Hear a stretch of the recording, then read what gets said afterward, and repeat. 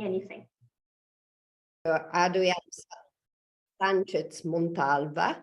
Adrian is an MD PhD, is an infectious disease specialist with experience in tropical medicine and mycobacterial infections.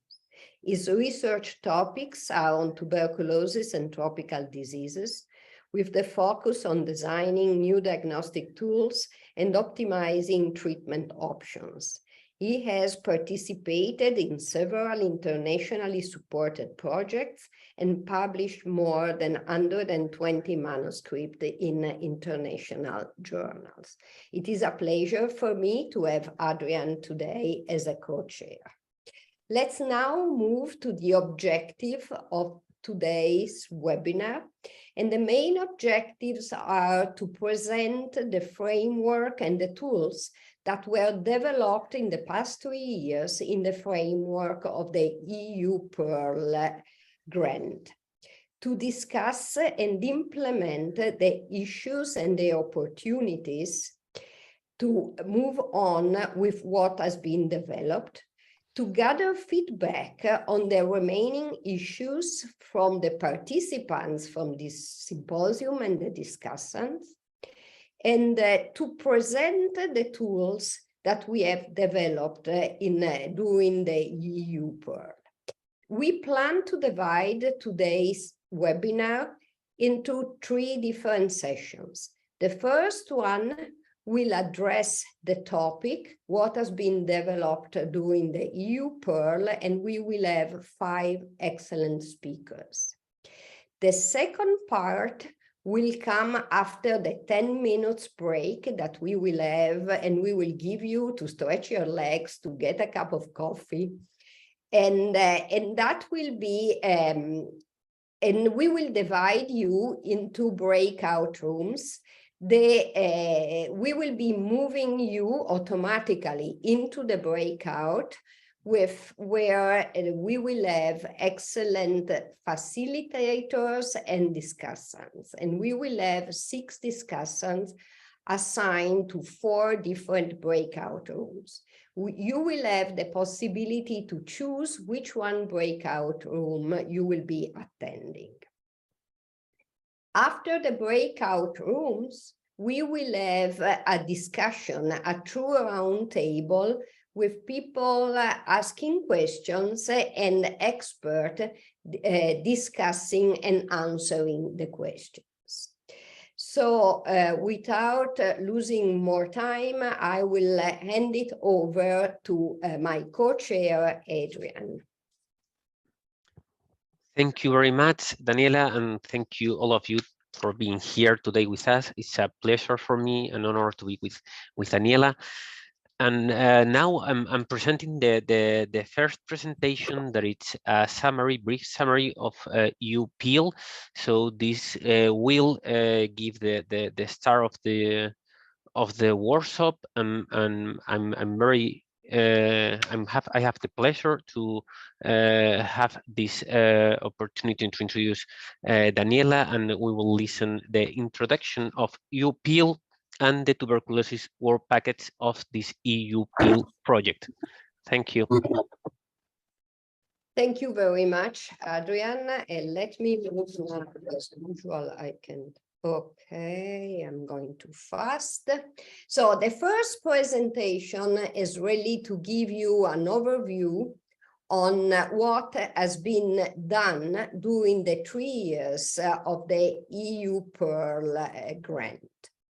This is my conflict of interest. I don't have any conflict of interest regarding the presentation.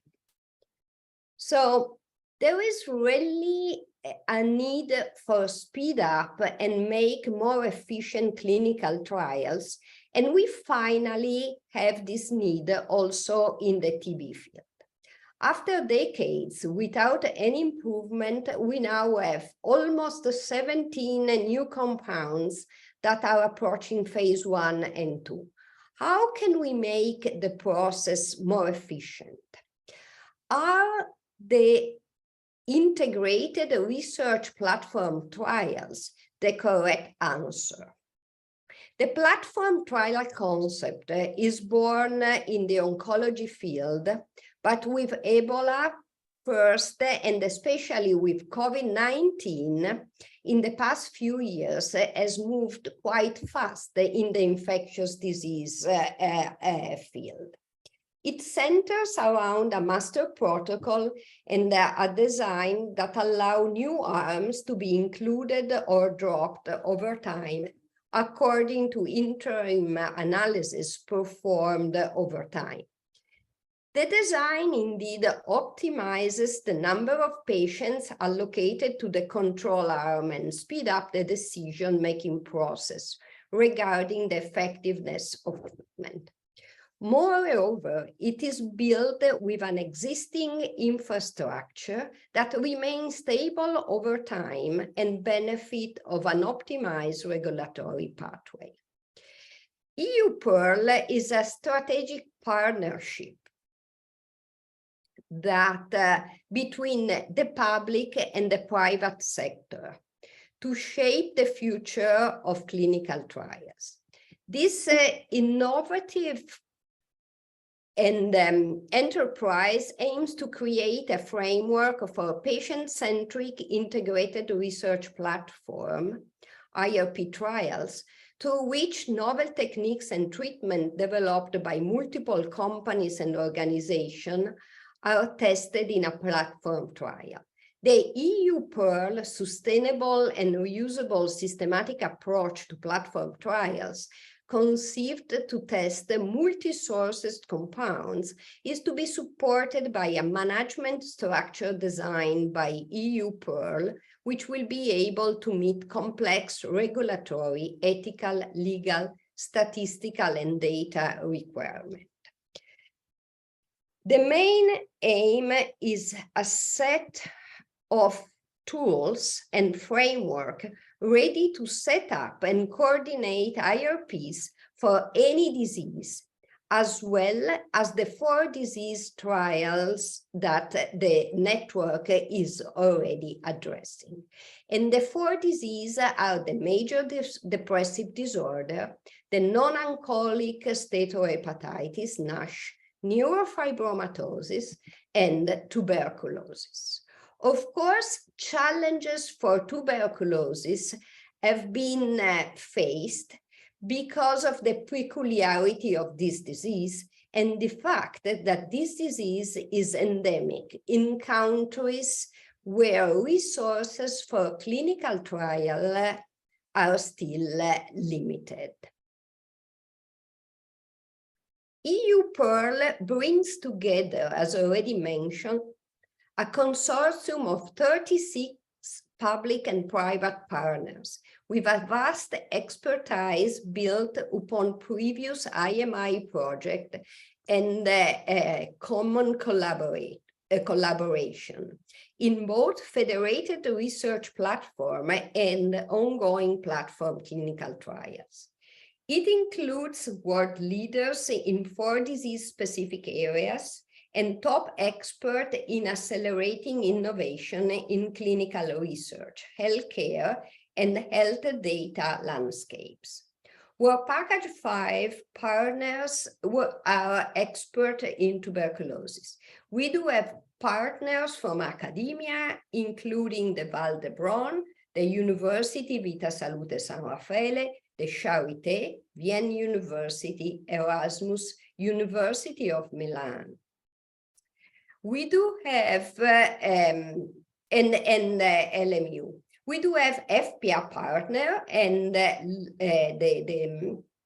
among them, Janssen, TB Alliance, and Otsuka are contributing to the Work Package 5 tuberculosis. Moreover, we could benefit from the data and statistic partners and the European research infrastructures involved, such as IATRIS. The consortium consists, as I have already, the consortium is designed to have 4 disease-agnostic work packages that aim to build the tools and frameworks that could be adopted by any platform and across any kind of. Work Package 1 focus on governance, ethics, and sustainability, and scale up the EU PEARL concept and tools. Moreover, it coordinates the patients and the community engagement activities. Work Package 2 aims at developing a master protocol template that has been reviewed by community and patients. It also coordinates the statistical design activities performed by the disease-specific work packages and the regulatory and ethic interaction. Work Package 3 will build on a clinical network and the patient's data network. And finally, Work Package 8, among other activity, is managing alliance with other initiatives. If we move to the disease-specific work packages, you see that we are trying to address very different diseases. Work Package 4 address the major depressive disorder. Work Package 5 is dedicated to tuberculosis. Work Package 6 addresses NASH, and Work Package 7, neurofibromatosis. Design and disease-specific master protocol establish key operational requirements for the implementation of each specific IRPs. We are gathering feedback by regulatory and ethic experts, and we are building patients' consensus and clinical network for those diseases. All tools and framework developed within this context will be put in practice during the trials that will come. Those are the main results of the Work Package 5 tuberculosis. Just a few words. We had done a biomarker reviews. Many of you know the problem of the lack of biomarkers to stop treatment or to decide an earlier response to new drugs for tuberculosis. We are working on a capacity building manual that is already used by other consortia, to a site's readiness score, to a master protocol tailored in collaboration with the community advisors, a language guidelines for TB clinical trials developed with the community advisors, phase 2B to C platform trial design.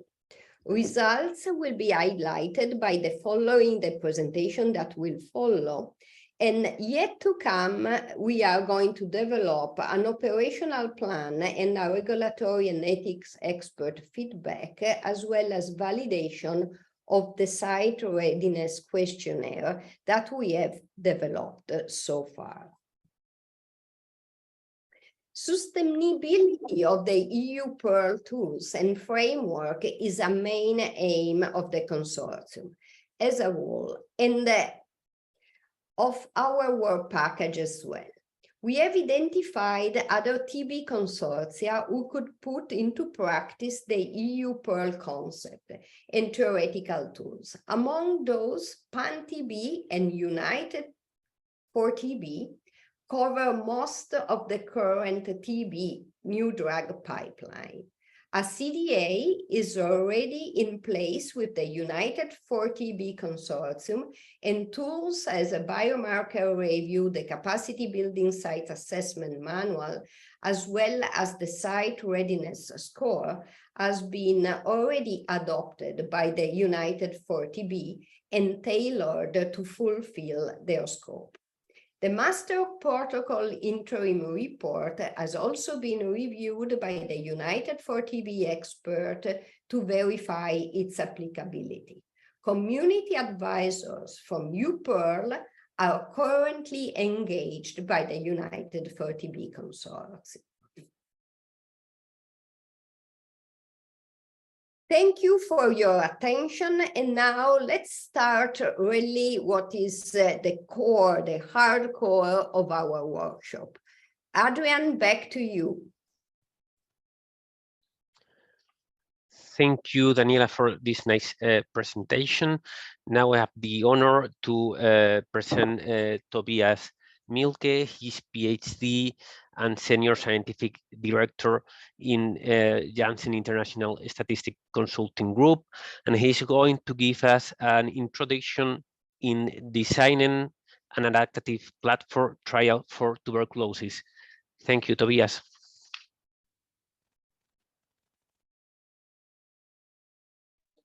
Thank you very much for the introduction, Adrian, and thank you very much for the opportunity, giving me the opportunity to present here on some of the work which we've done from the statistical perspective for this platform trial in tuberculosis.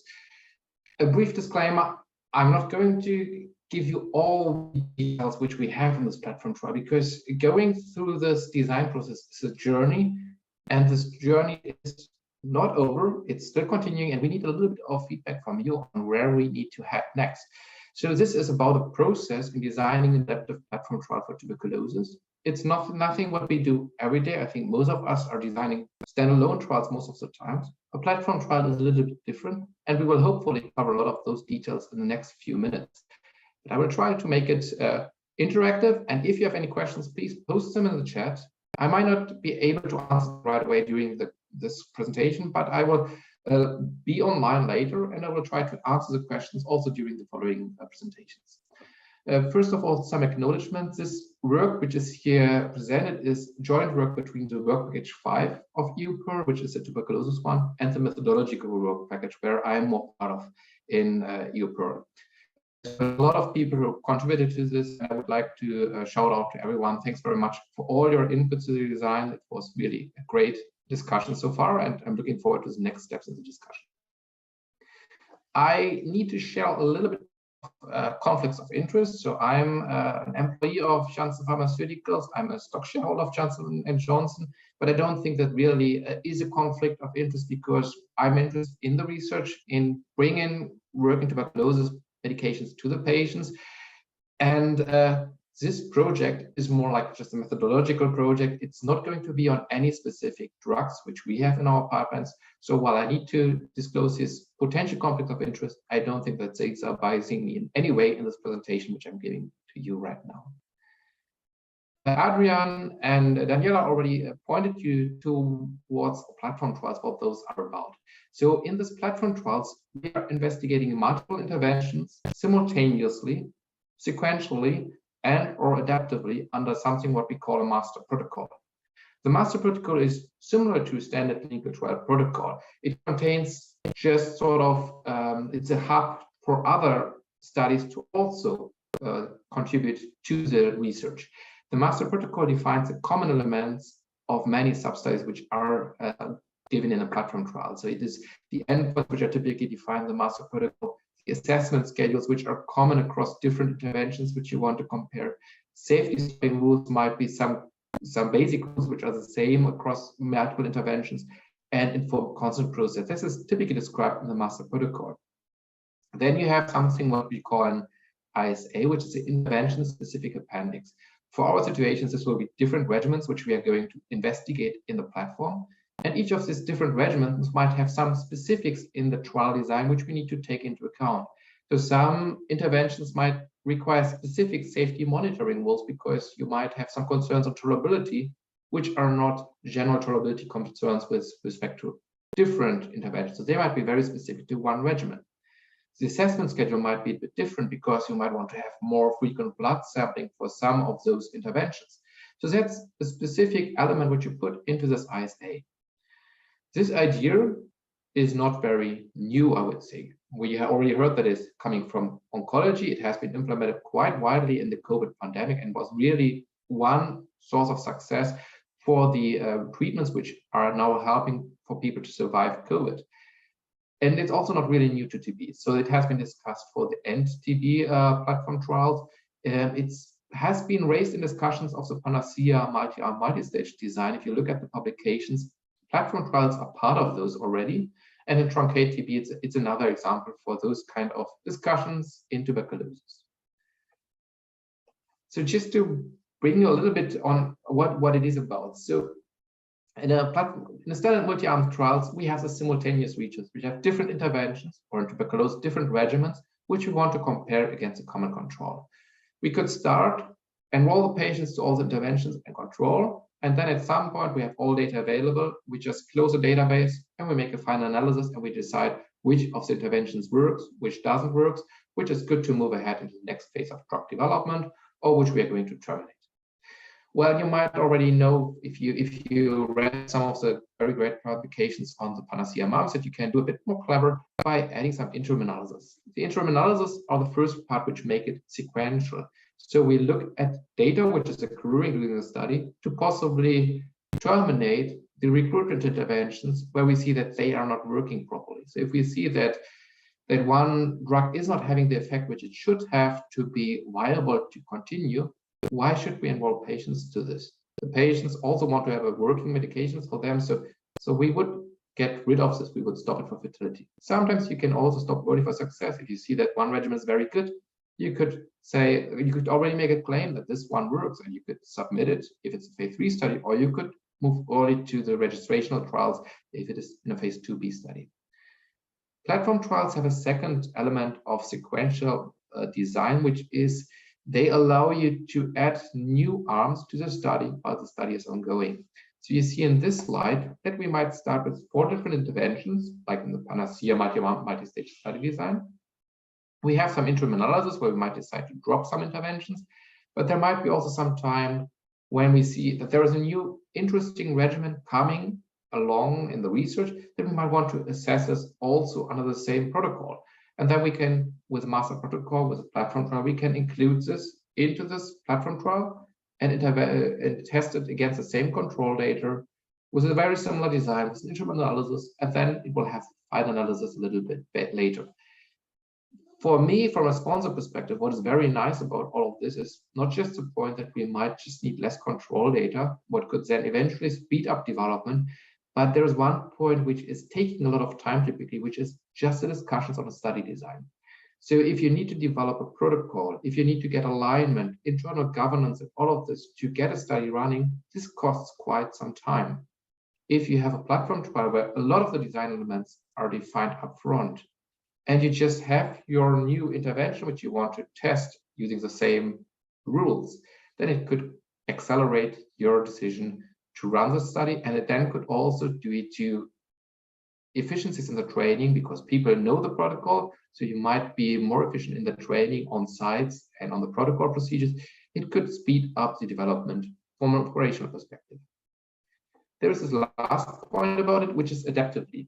In a platform trial, we could also adapt. So if we see that the variability on the endpoint is larger than what we originally expected, we could consider to increase the size. So it's like in a standard adaptive study design, we would increase the size if we see there's more variability because we want to make good decisions.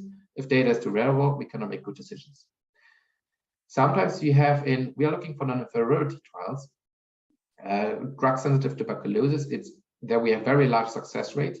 If you would go to something like, say, multi-drug resistant tuberculosis, where the rates might be a bit lower, and you want to study for non-inferiority, you could sometimes be interested to move to a superiority trial based on interim results, because you see that the regimen is working very good, and you don't want just to establish inferiority, but now you would like to also get the required data for superiority. And in these situations, an adaptive design can allow you to reassess the sample size needed for the superiority claim. So that's another point where you could be adaptive. Then we have the response adaptive one, where we say, if we see based on data in this yellow interim analysis, where we see that one intervention is working better, we just increase the allocation ratio to this intervention to possibly accelerate the completion of enrollment to this, and with this the decision making. And then the last one is enrichment. If you see that the drug or the regimen is not working in a certain population, then stop enrolling into it. It could still work very good in other study populations. So a drug which is good in drug-sensitive tuberculosis might not work in multi-drug resistant tuberculosis. So you could consider to enrich the study population for some specific drugs which we are evaluating. So this is a very general overview of what could be done, and not all of this makes always a lot of sense in the designs.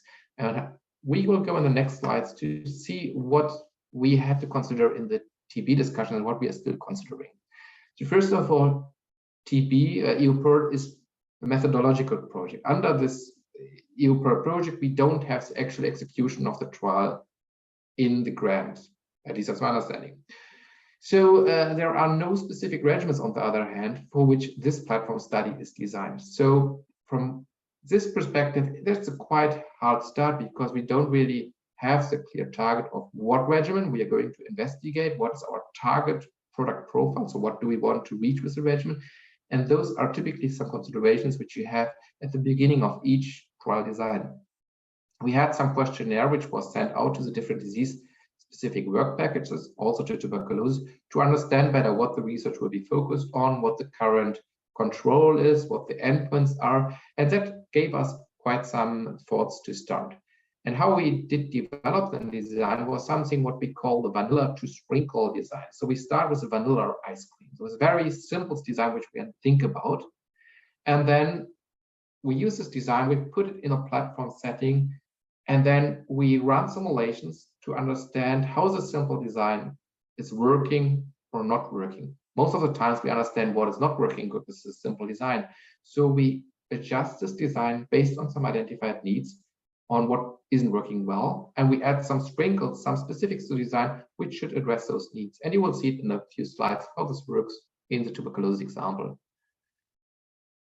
The standalone study design, this vanilla design, which we used for tuberculosis, is actually based on two publications by Patrick Phillips, who's also one of our panelists later today, which is, on the one hand, we want to make a good decision in drug-sensitive tuberculosis to simplify or shorten our regimens without losing on efficacy. The standard of care, as I understand, is a very efficacious regimen which reaches about 95% favorable event rates at long follow-up. And we don't want to lose against this, but we want to shorten the treatment of the patients. Not losing in efficacy, that requires a long follow-up to confirm that we really don't lose on efficacy. So what we are looking at in this study is a favorable event rate at 12 months post-randomization of the subjects. And that's, if I'm not mistaken, in line with the step design where we're looking at a more longer-term endpoint to then make a well-informed decision to move to phase 3. I think I missed to tell us this is sort of a phase 2B platform which we are talking about, phase 2C in tuberculosis. The idea is that we want to actually shorten the treatment duration, the regimen duration. And there was this Panacea MUMS trial, which we also, which you consider as one kind of nice motivation for this. People were looking at the Panacea MUMS trial at the time to culture conversion to negative as a futility criterion. If your new regimen isn't able to clear tuberculosis earlier than the standard of care, there might not be any reason to believe that you can stop treating the subjects earlier. So the idea is to use this kind of time to culture conversion for fertility decision making. If we see there is not an earlier clearance, no need to further evaluate this regimen possibly, because we don't see the huge opportunity there. Some things I would like you to have a look at is possibly the non-inferiority margin, which we looked at here, which is a delta of 10% on the favorable event rate at 12 months post-randomization. That's our primary endpoint, the favorable event rate. We look at a non-inferiority margin of 10%, and we have here relatively a relatively large alpha, which is at 10% one-sided.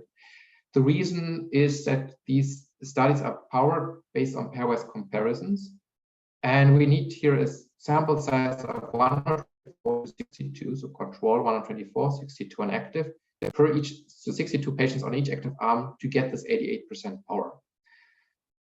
For a phase 2 study, I would consider this already relatively large. So if you want to have a 5% alpha, you need to increase the sample size. So we use this as a starting point for our designs, and later you will get a question on whether you think we should be more strict or less strict in those kind of parameters. Let me now continue so that we can hand over also in time to Norbert. The problem which we have in platform trials is that now we're not going to just investigate one regimen. So you see here in this kind of a plot, you see the recruitment on the left-hand side into the platform.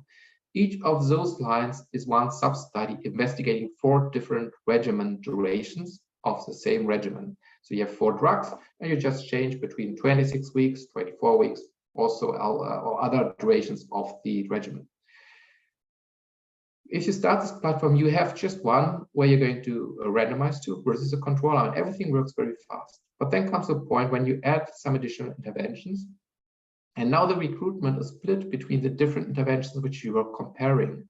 And this will decrease the enrollment speed for your for your interventions of interest. So you have this competitive enrollment, which could then possibly lead to some delay. And that was one of the concerns which we had in the design process. And we were looking on how to possibly accelerate.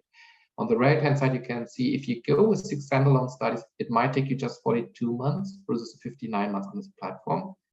The platform will save you a little bit in sample size and also in control group allocation. But this is a quite unfair comparison, because the standalone studies are here assumed to enroll all with 33 patients per month. If you have 3 of those studies in parallel, you believe that you can get 99 patients per month at the same time instead of 33 patients.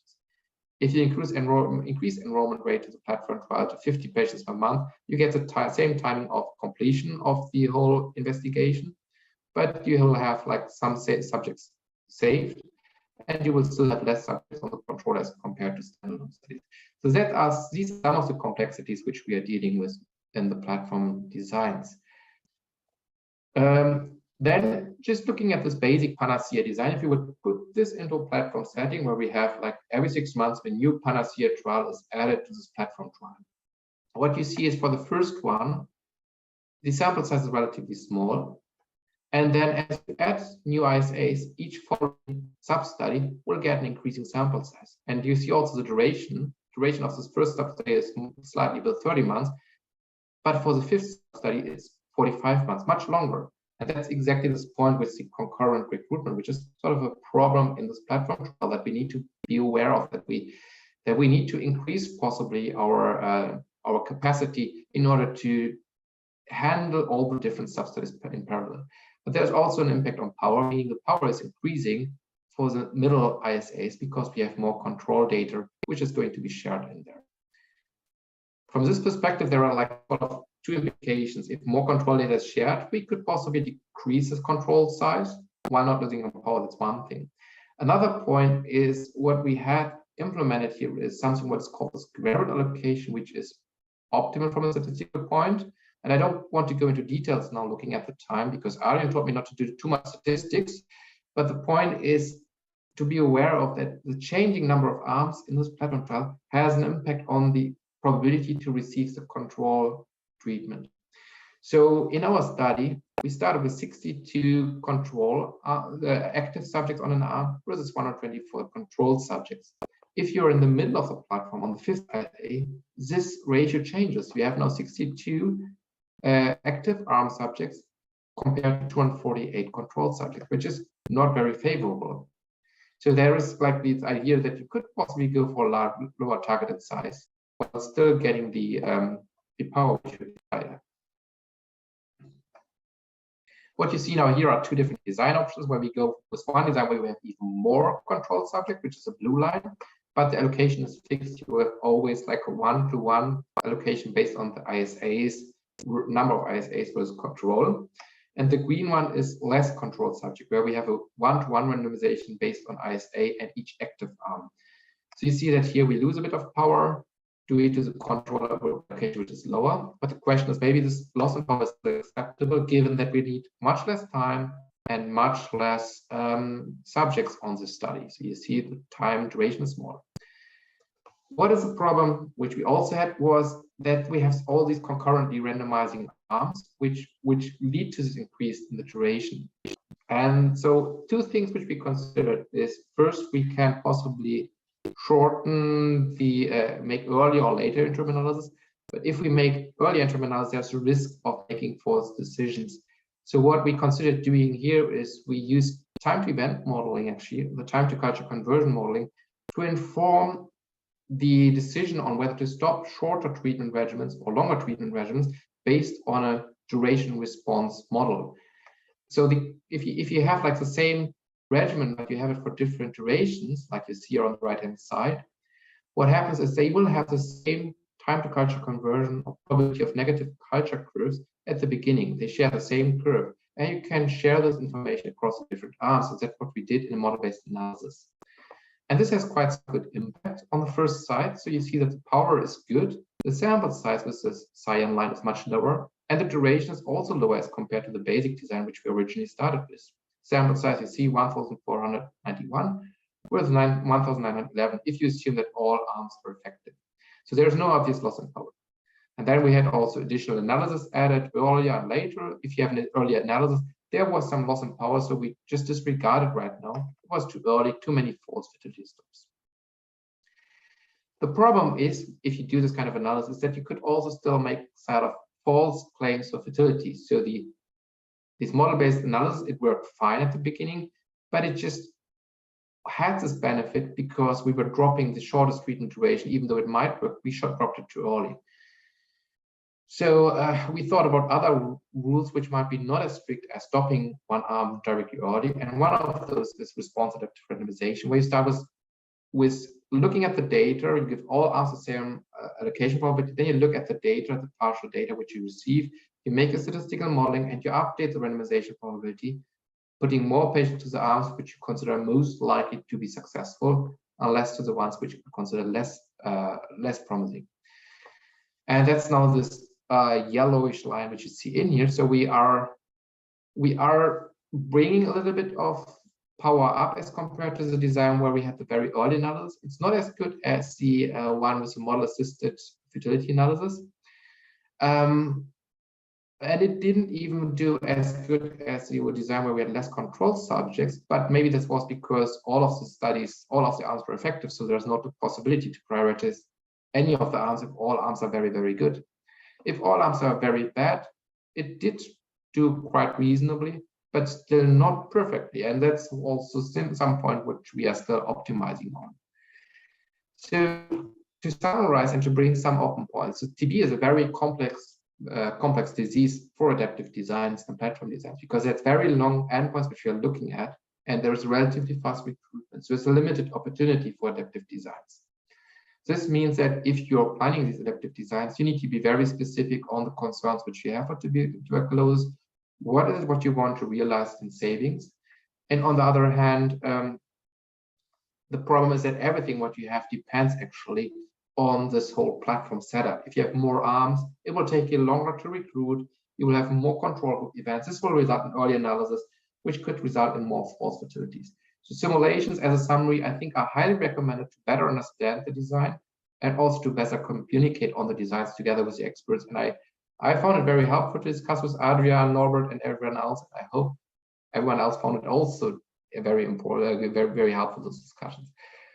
There will be some questions to you, and then in the following, after the following presentations, whether MDR and drug-sensitive tuberculosis should be evaluated in one platform, how to best do this testing of different durations. You will see it in a survey, and I'm very much looking forward to your thoughts on this to better learn like where we should do the next sprinkles, where we should add the next sprinkles. But with this, I would hand it back to Daniela and Adrian to introduce the next speaker. So thanks very much for your attention. Thank you very much, Tobias. And to everybody, please consider the question, because we will launch the poll at the end of this session, just before the coffee break, and Adrian will discuss the results together with Tobias at the end of the breakout rooms.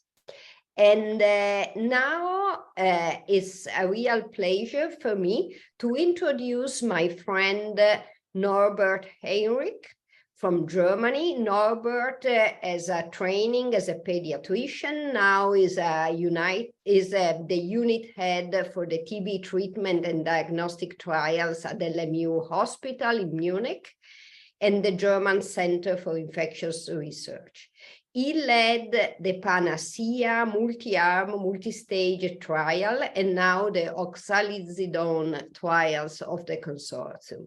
In addition, he is participating in pediatric and adult diagnostic trials, RAPID and ARRAYS, and is also a member of the Unified for TB Consortium. Norbert will introduce us to the master protocol for TB IRP. Norbert, the floor is yours. Try to keep the time. Thank you. Thank you very much, Daniela. Thank you, Tobias, for preparing the ground. I will probably be having something of a presentation that might be a little more dry, because it's really more about technicalities, I'm sorry, of the master protocol. Let me try to share my screen. Okay, we see it. Great. All right. Here we go. So this is about the master protocol for the platform trial that was designed as a group effort in the EU PEARL Work Package 5. And I have the honor to present this result of the joint work and take your questions and comments on it. And mentioning the many people who were part of the work package and contributed to this result. My conflict of interest is that I have received grants and research support to my institution from EDCTP, from the IMI, and from LegoChem Biosciences for one of our oxazolidinone trials. All right, first of all, a disclaimer. Tobias mentioned COVID-19. I'm not going to mention anything about that, but we are going straight into the field of TB. The master protocol was designed based on the Transcelerates Common Protocol template, which I believe was used across the entire EU PEARL project for the different disease areas. The protocol went through internal and external expert review, and we have used our LMU checklist to ensure that it meets our understanding of regulatory requirements. The way it's structured, it's really a bit like, I don't know, those people who have studied medicine in Germany are very much used to multiple choice questions, and it's a bit of a multiple choice document. It gives you common text which should be used, which we think should be used in the final master protocol. In black, it gives you instructional text in red that describes what one would expect to be in a certain section. It gives you, here is the multiple choice part of it, where you can basically select what you want to put in or not. And then there's, in addition, some example text in green. So it's a very colorful document. Tobias has already alluded to the structure of a platform trial, and I'm just going to mention that what I'm going to talk here is about the common procedures for the common control arm, while the intervention-specific appendices, which will describe the individual regimen tested, but also will describe additions to the schedule of events for assessing these patients, and specific stopping rules and all that. As also mentioned already by Tobias, the beauty of the platform trial is that you can basically start with a set number of interventions, like we did in the Panacea Mumps TB01 trial. But you can actually, as the trial is ongoing and you gain more information on your interventions, perhaps you can already also bring on new interventions during the conduct of the trial in the form of new intervention-specific appendices. All right. Now, what are the objectives, endpoints, and estimates that were foreseen in this? The primary is the rate of favorable outcomes at either 12 or 18 months post-randomization. The remainder of the protocol mentions 12 months. I'm sure most of you have seen the Xenix results as they were recently published in the New England Journal, with Francesca Conradi being the first author. And their result of seeing relapses between 12 and 18 months of follow-up, which were, I believe, rather important events and may not have been captured if follow-up had been completed by 12 months. So perhaps the timeline of assessing these relapses would have to be reconsidered, and we might see longer follow-up durations of 18 months in future trials. And I personally think that a drug like bedaquiline that has a very long tissue half-life of several months may actually have led to the shift of these relapses being seen later than 12 months, as opposed to earlier trials, which did not have such long half-life drugs. Okay, so clearly, again, the primary endpoint that's been selected here for this master protocol template is really favorable long-term outcomes. Secondary endpoints are sputum culture-based. We can use the time to sputum culture conversion to negative, which was the primary endpoint of the MUM study. We can use the more traditional month 2 sputum culture status, but also there's a suggestion of using a quantitative endpoint, the decline of quantified bacterial load in liquid culture. And I think we are just going to collect some experience on that in our oxazolidinone trials, where this is the primary endpoint. Important is, of course, the safety and tolerability endpoint, which should not be limited to SAEs, so very serious events alone. And there is another category that is the adverse events of special interest, and that these really depend on the specifics of the drugs and the trial. So just to take up the example of the oxazolidinone trials, again, if you want to trial something that should replace linezolid and be more safe, of course, your adverse events of special interest would be the oxazolidinone class events of myelosuppression and neuropathy. And these should be defined in the intervention-specific appendices. Okay, getting back to some definitions.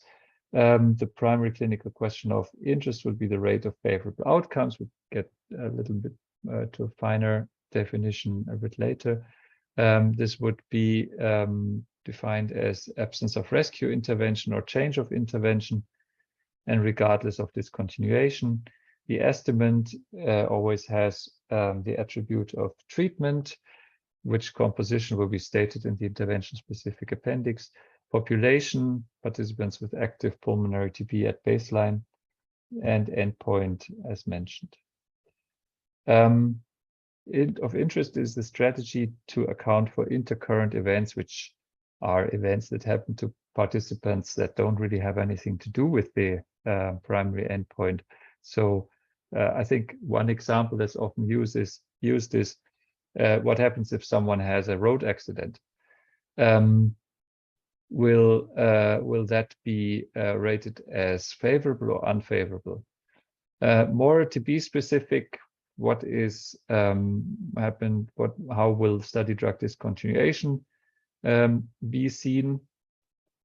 In the treatment policy strategy, that would be ignored. That is perhaps more closer to an original intervention to treat population.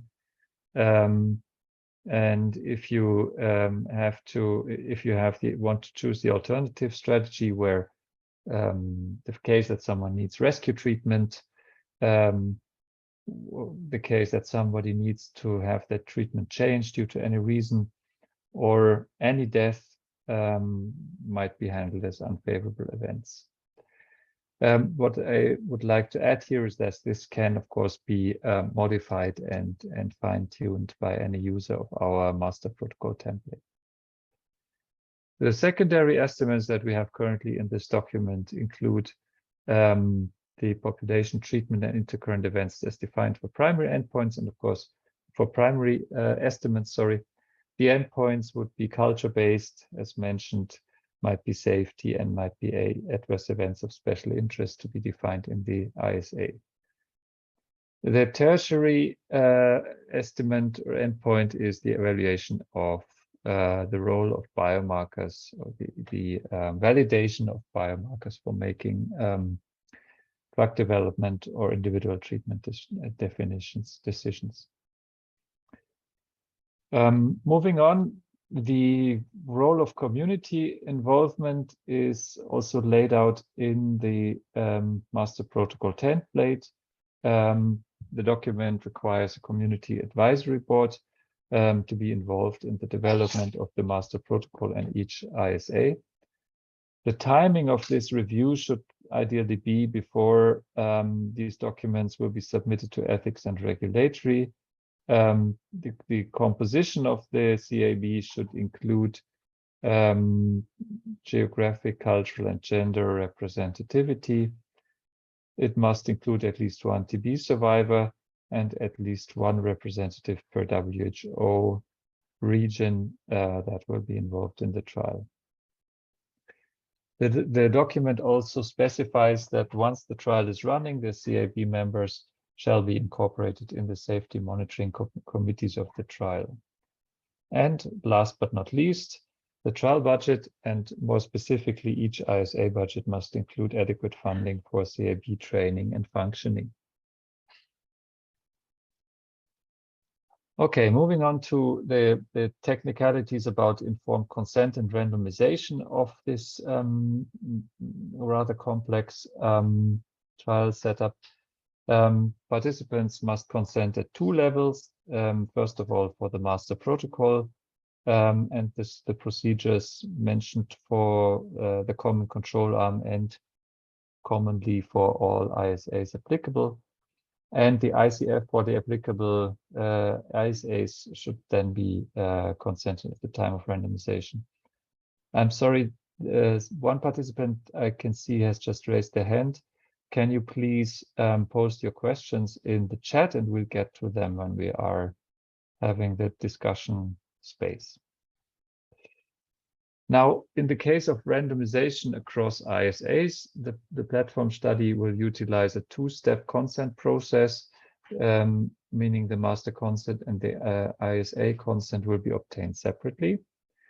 When someone has signed the master ISF, but they will be randomized to an ISA based on the data registered into the, sorry for the abbreviation, interactive web randomization system. So that means if someone has specific characteristics that make them eligible for some ISAs, but ineligible for some others, this will be captured by the web randomization system and will determine for which ISAs they can be screened for and randomized to. This will avoid participants being allocated to ISAs for which they may not qualify. I admit this is very complex to me, and we had some discussion around this. And I'm very glad that Tobias is still here. We can ask him questions later on. All right, what should the ICF contain as per the master protocol? Very standard background information on the study interventions, the randomization process, ISA-specific assessments and procedures, and intervention-specific and procedural risks. So these two different sets of ISFs, master ICFs and ISA-specific ICFs, will provide a clear distinction between the common study elements and the intervention-specific study elements. Moving on, what was our perception of the study population that we have suggested in this master protocol template? And I already see that the science is moving on.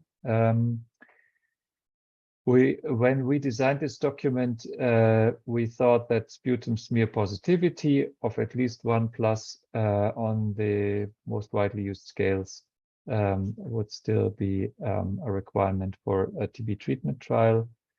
We would think that here having a drug susceptible TB population confirmed by molecular testing, Cepheid, expert, XDR, or Hain MTBDR+, is probably going to be the case in this protocol. But the protocol should still specify how participants who would be diagnosed with resistance later in phenotypic testing should be handled, and in past trials these have mostly been defined as late exclusions. The protocol should further define subpopulations who should be, let's say, whose characteristics might be used for stratification of baseline disease severity, which will be lung cavitation, bacterial load estimated by AFP smear and sputum, or perhaps in the future by GeneXpert. When we use that GeneXpert quantitative measurements, this should be justified by review of the science at the moment of protocol writing. Of course, HIV infection and diabetes will also be important prognostic factors. Listing of some of the exclusion criteria, poor general condition that could potentially be fatal in the near future, which would be a confounder to the safety of the drugs in the trial. A poor social condition that could interfere with keeping participants in follow-up. Concomitant diseases other than TB, sorry for the typo, which might confound safety responses and need for concomitant medication. The receipt of any anti-TB drugs in previous days, and fluoroquinolones will probably be the most sticky point in the discussions here, because they're often used for empiric treatment of chest infections. Okay, and of course, then there will be laboratory findings and ECG findings described that will lead to exclusion. The statistical hypothesis, I think Tobias has already alluded to. There is an example non-inferiority margin of 10%, but that may differ on the specific ISA being used. As we know from history that rifampicin containing regimens would usually have to demonstrate non-inferiority with smaller margins. I believe in Remox the margin was 6%, while as regimens composed of new drugs would allow, or the regulators would actually be happy with larger margins. But of course, this is not ours to determine in this master protocol template, but for each new treatment, a regulatory advice should probably be sought here. Yeah. The secondary hypothesis to be tested would be to demonstrate that tested regimens are superior to standard of care in culture-based endpoints. I'll just skip over this in the interest of time. Do we have to adjust for multiplicity, multiple testing, not across different ISAs? If there is multiple testing that implemented within an ISA to evaluate different doses or durations of the same regimen, that has to be described there. And the single primary endpoint, as mentioned, is the rate of favorable outcomes at 12 months post-randomization. Secondary endpoints would then be tested hierarchically in the order as defined in the endpoints and objective session.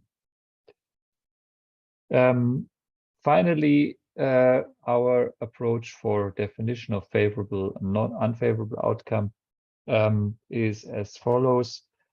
A participant's outcome will be classified as favorable if their last two culture results are negative, unless they've been previously classified as unfavorable because of the need of change of treatment or anything of the sort. The two cultures must be taken on separate visits. Participants that don't have a culture result within the month 12 window because of contamination or being unable to produce sputum will be classified as favorable if they had the last two cultures that could be obtained for this window are negative. And of course, this will have to be identified separately. Unfavorable outcome is a bit more spread.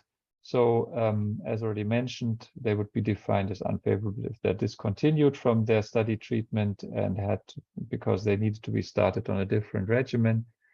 If treatment had to be extended beyond the scheduled end of treatment for any other reason other than making up days when no treatment was given, meaning treatment was missed, for a maximum of 8 weeks. A maximum of 14 days of extra treatment is acceptable. More will be classified as unfavorable outcome. So probably these windows will also be shrinking as we are moving to shorter treatment regimens. They will also be unfavorable if started on any MDR-TB treatment after the scheduled end of treatment, but before 12 months after randomization.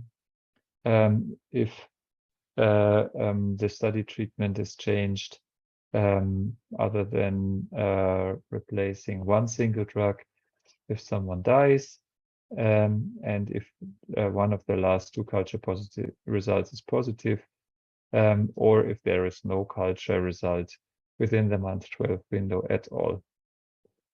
So this is this could probably be discussed a little wider because we have seen, for example, in the Xenix trial where patients were included based on a positive gene expert, so they had a participant population with a lower sputum bacterial load, and around a third, if I'm not mistaken, of those never had a positive culture. So that may actually lead in this design to a too high rate of unfavorables and may have to be rediscussed. But it's already a few months since this document was designed, and as we know, science moves on. So this should be seen as a living document, ideally. With that, I thank you for your attention and hand back over to the chair. Thank you very much, Norbert. And now let's move to Joan Espinosa Pereiro.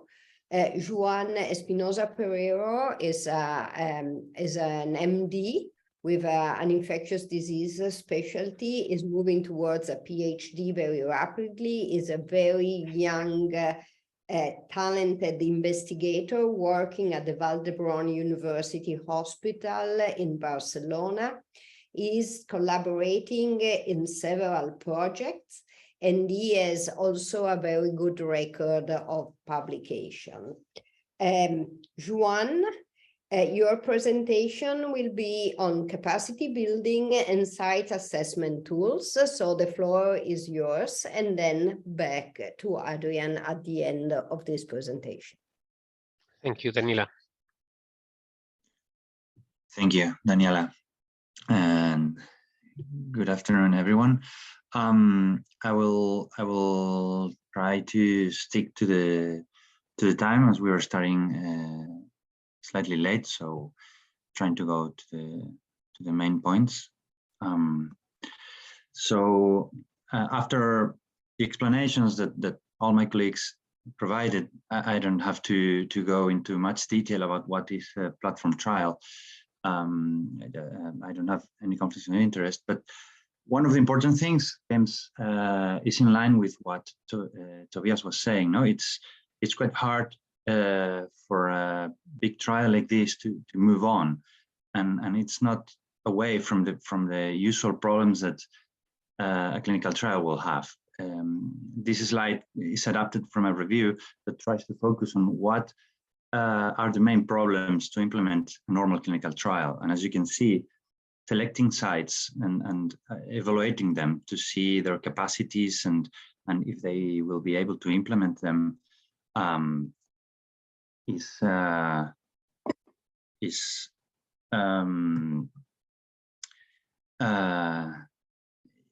one of the most important parts, together with insurance, site activation, or clinical supplies.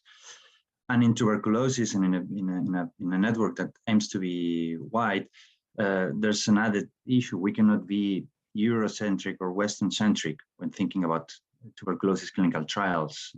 As you can see in this map from the last TB report, the big burden of disease for tuberculosis is in low middle income countries. And if you have a quick review of the last years, of the publications from the last years, most of them were run in low and middle income countries. Why it's important to build capacities? In the future, as trials go bigger and consortiums go bigger, and we want to bring new solutions to the health problems that we have in tuberculosis, we will find it difficult to have sites with good capacities, and the implementation of the trials will be harder. But it's important to have networks that work more or less the same way, because having homogeneous procedures increases internal validity of what you're doing, and extends networks are more representative. So the conclusions that you will take from the different trials or interventions will be applicable to wider groups of people. And also research is good for the environment where you're implementing it. This is from the Lancet Global Health. It's a modeling study trying to see what will happen if you improve the research capacities in some countries. And for example, in Kenya, you could even save 4.4 million lives by 2036 if you could get more people into clinical trials. And also you will help changing the culture of how health is delivered. And also it can help building jobs. If you can approve new drugs or build to provide all the supplies for clinical trials, this means that some people can also get a job. And also one of the things that hasn't been said, but it's important in the EU PEARL perspective, is to bring those affected by the disease, not meaning only the patients or those who are now sick, but their communities, their environment, to bring their perspectives to the center of the design and implementation of clinical trials. And this will also empower and educate communities to be more involved in policy making. That's important because for not only for tropical or diseases that are more frequent in low middle income countries, but for other diseases, Western countries, Western institutions have run clinical trials or experiments in other countries for very long, but this hasn't reflected in a parallel development of capacities, and there's no way to measure it. But for example, there's a nice review in JMA that for many oncology clinical trials, one third of the participants came from low middle income countries, but seldom, very few publications were produced by institutions from those countries. So, and similar things happened with COVID. This is why we thought, no, we could try to develop and standardize a way to measure if sites are prepared, and if they are not prepared, how to discover where they may fail and how to help them implement to get into a platform trial.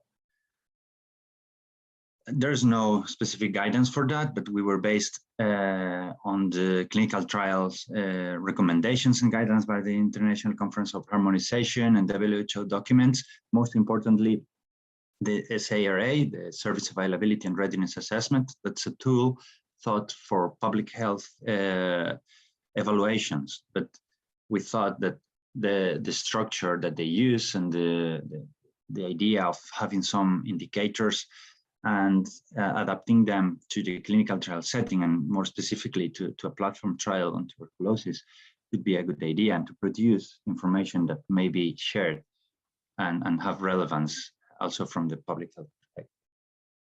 The evaluation tool evaluates a site divided in 5 domains that include the site itself and TB epidemiology, laboratory, most specifically mycobacterial laboratory, pharmacy, data management, and ethics and regulation. And for each domain, we have a minimal set of key indicators that that should allow to compare not only each site with the other within a network, but also if you discover a capacity gap, you can measure it after the implementation and see how things are going for the different sites.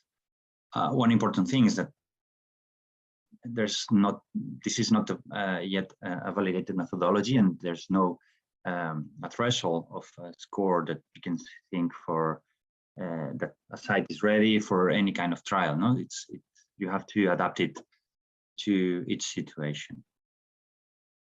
And the sites, no, it is important because TB trials are conducted in very different facilities. You can have big university hospitals, you can have community primary care centers, you can have private institutions dedicated to research.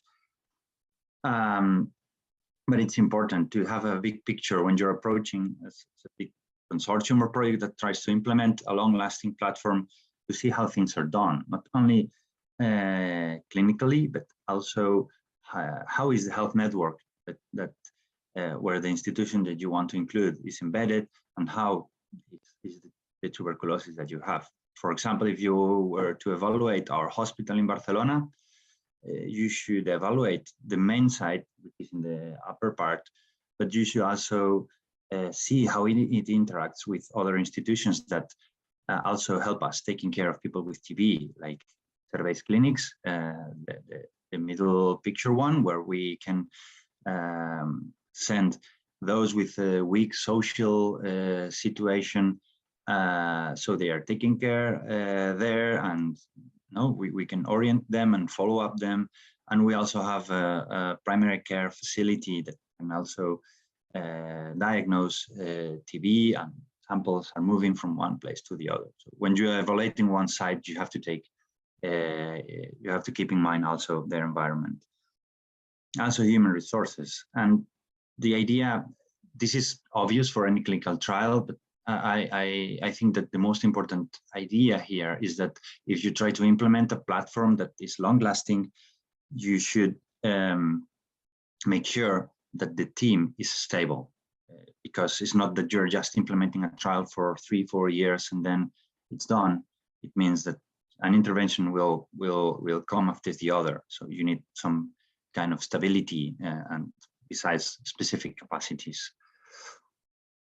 And tuberculosis has the peculiarity that it needs a microbacteriology lab, and it has some difficulties compared to other infectious diseases. No? TB is Mycobacterium tuberculosis is difficult to handle. It takes long to grow. Its cultures can be contaminated, and it's a risk for those handling the TB. You know, we were based on the guidance by the WHO to implement mycobacteriology labs in low middle income countries, and try to stick to the minimal set of tests that are required for most trials, and some of the tests that may be important in the near future, like genome sequencing, next generation of whole genome sequencing. And also in the document, there's some clues about how to organize the quality checks, not only a central team that would assess different sites and help them build their capacities for mycobacteriology, but also the need of an external validation of the platform. And pharmacy is also important, and a big platform like the one suggested by EU PEARL will put some important challenges for them. You will have several interventions that may have different blinding procedures or different preparation methods for delivery. So having a strong pharmacy that allows is able to keep separated the different interventions and help keeping blinds and for example, if they are taking care of randomization and you have to randomize for the interventions and then for each arm of the intervention, no? you need strong capacities there. And one of other challenges that the people who works with TB is well aware, sometimes you have problems with the other drugs, and the idea is that the tool also evaluates how treatment is normally delivered in that setting. It's not very rare to have stock breakouts. Even in our hospital in Barcelona, we run out of rifampicin and other things, no, and that can compromise the integrity of the platform, and it should be evaluated and addressed as a risk. And also, a platform can have an impact on how the community has access to the drugs. In other conditions like HIV, some trials have granted a continued access to the intervention of a trial if they worked well and they were safe. But in TB and other infectious diseases, people get scared. So for those individuals who have participated, the expected outcome is that they don't need any further drugs. But a platform could be a nice opportunity to think of, together with regulators and other community stakeholders, how to make things easier for a given community where you're expecting to have a high burden of that disease, get access to the new drugs that have shown efficacy. Data management is also challenging, mostly because of interoperability. If you go to different sites with different cultural backgrounds about how to make science and about how to express things, mixing all the information and making analysis, and as Tobias said, no, you need interim analysis along the platform. You need to have all the information ready, and in a way that allows you to perform those interim analyses. And finally, a platform trial poses many ethical challenges. From the perspective of a person that's going to participate, the steps are more or less the same, but can be more difficult to understand. So it is not yet clear what level of understanding is needed in the informed consent. Most importantly, if you want to be inclusive and include the point of view from the point of view of vulnerable populations that in TB may be very different, but just a quick example, there's some settings where illiterate people is a big set of the collective affected by TB. So a lot of written information is useless, and sometimes the informed consents are very long and difficult to understand and filled with disclaimers that try to protect more researchers than to inform actually the one who's going to participate there. And there's a drive now trying to complement written information with multimedia like videos, apps that can deliver information in a more efficient way and can be prepared with the participation of those who had the disease before, people who was affected or their communities, to select what is important to understand. And it will also, and the tool also evaluates the experience of the sites, including the community boards, or depending on the traditions in each site, you can name them in different ways, but community groups that can assess you in building the protocols, the informed consent design, and even to perform the readiness assessment.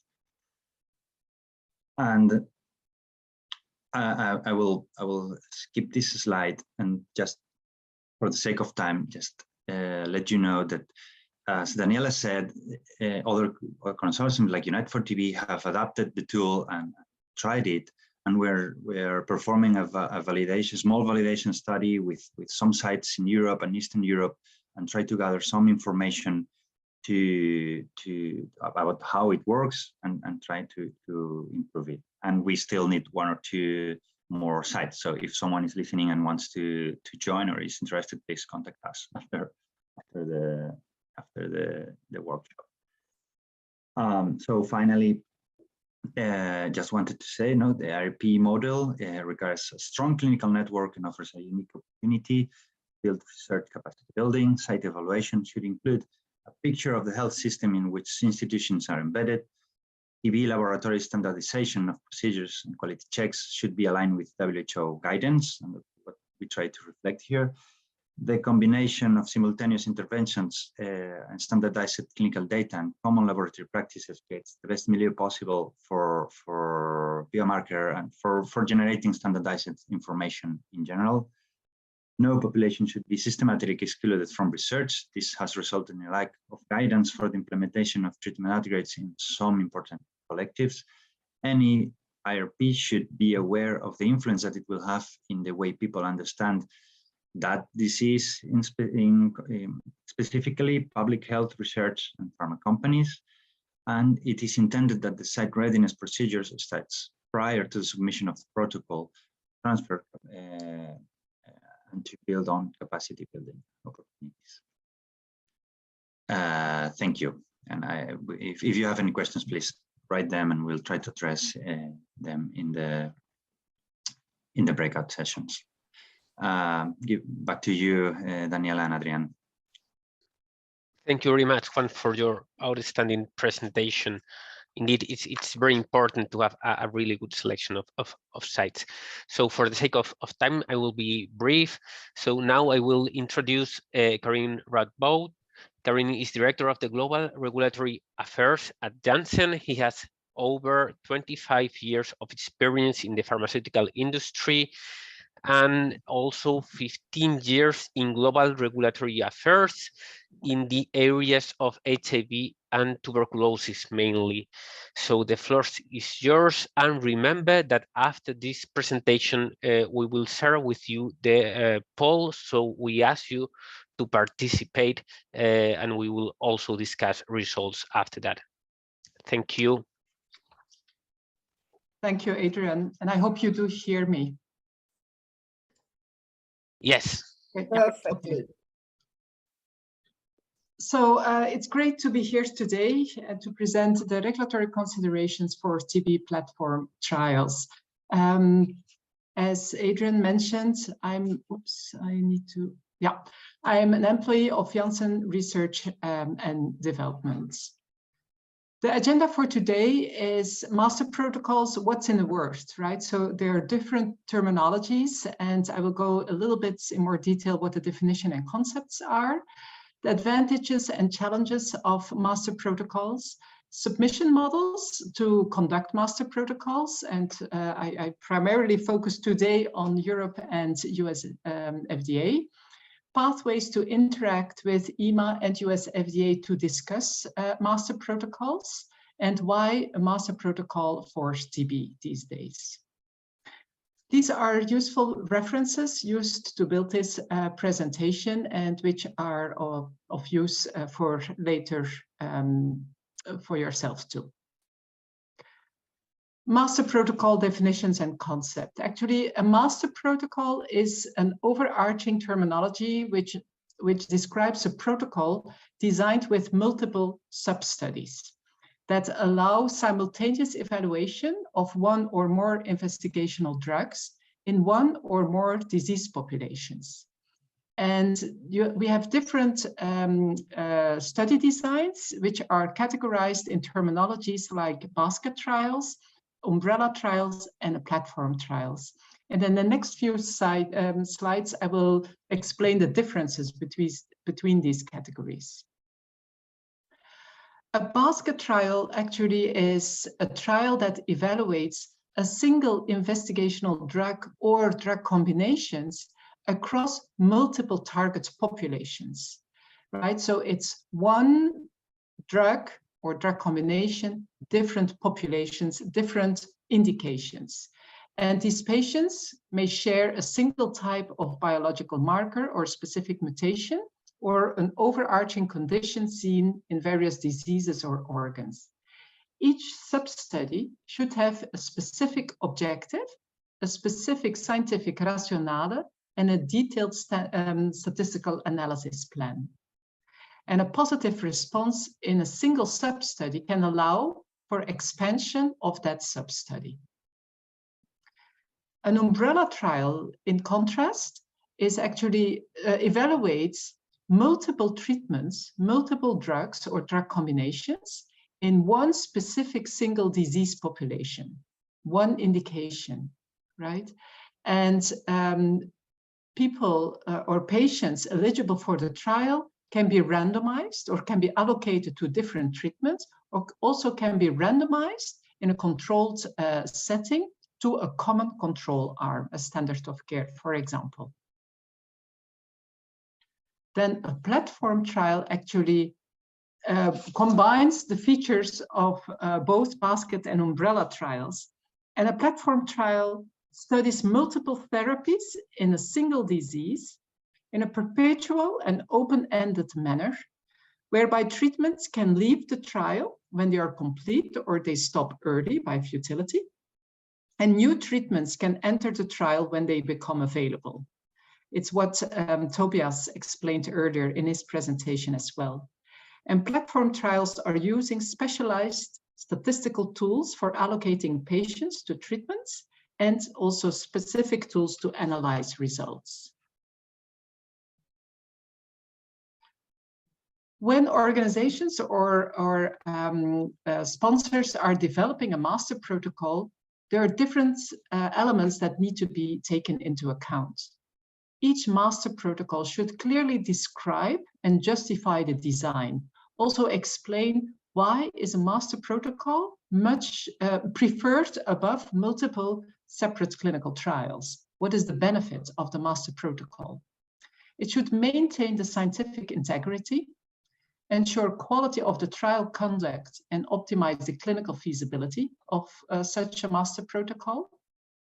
It should always ensure the safety of the trial subjects, maintain data integrity, and at critical steps, it continuously needs to reassess the benefit-risk balance for the patients throughout the entire clinical trial. If a companion diagnostic is involved in the trial, consider that too, and then data transparency.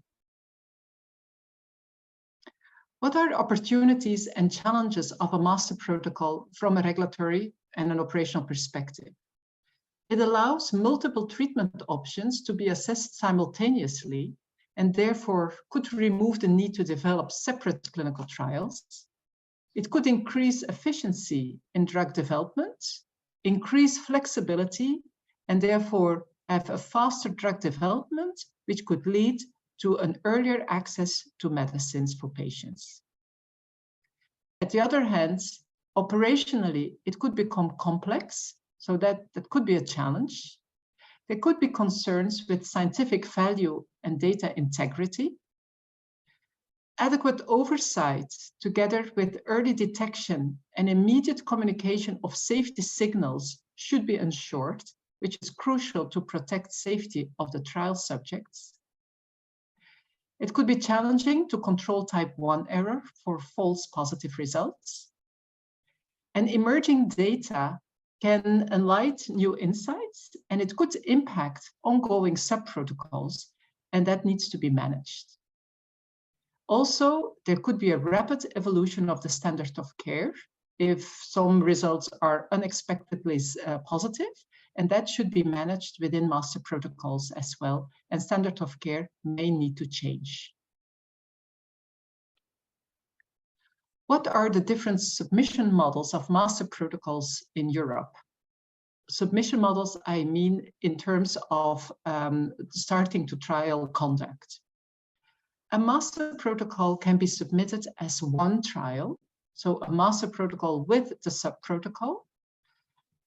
It means that this sub-protocol must be linked by an overarching hypothesis. And opening or closing sub-protocols requires then a substantial amendment to the master protocol. It's one big trial. The different sub-protocols can also be submitted as separate trials if there is no specific research hypothesis which is linking all the sub-protocols together. Though the master protocol in such situations is not a trial on its own, and should always be submitted with each clinical trial application of the subprotocols.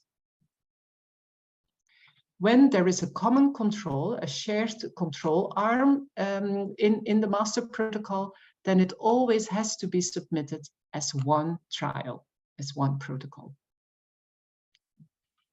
In the US, and this is also how US FDA recommends it for oncology products, COVID therapeutics, and prevention products, a master protocol IND should be opened. And it's one IND where the master protocol is the single trial conducted under this IND. And the sponsor of such a master protocol IND is responsible and should ensure the proper monitoring and conduct of the master protocol.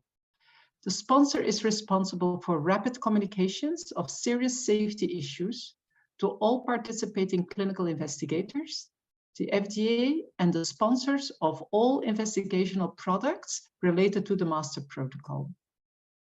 They are responsible for rapid implementation of protocol amendments to address serious safety issues to the master protocol, and they should foresee letters of authorizations of the IND holders of each investigational product. Because each investigational product will have their own IND, and the sponsor of that IND monitors the safety of this investigational drug and evaluates all the accumulating safety data, including trials that they are conducting themselves, but also trials they are not conducted by themselves, but by others, for example, by a master protocol. So that these INDs do refer to each other, and the master protocol is conducted under a separate IND to ensure transparency and to manage complexity. As master protocols, complex clinical trial designs can be complex. It is very much advised to have early health authority interactions to discuss concepts, to discuss the designs. And the elements to discuss are not different than any other trial, but it's good to align upfront with health authorities to get agreement on design methodological aspects, patient population endpoints, randomization, blinding strategies, statistical adaptations, submission strategies. Will they be submitted as separate trials or as one big trial, and other topics. Now, what are the different pathways to interact with an EMA and an FDA regarding complex clinical trials? Within the EMA, there is the EMA Innovation Task Force. Sponsors can interact with this task force and ask for a meeting, and this provides a forum for early dialogue on innovations.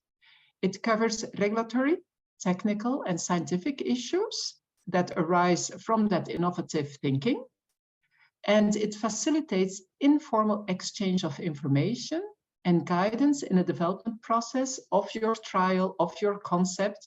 And it actually has a two-way communication, like the sponsor is checking on their concept with the EMA. Does it make sense? Does it not make sense? How to move forward, etc. While the EMA also, via this fora, can learn what's going on in the fields of innovation, can align amongst themselves with the experts on the table. And so things are coming together, things are getting harmonized, there is clarification amongst all stakeholders, and advice can be given, which is informal, advice can be given to further develop your strategy, your master protocol. Complex clinical trial methodologies have been topics of discussion in such innovation task force. Now, it should be balanced when and how you go to these type of meetings.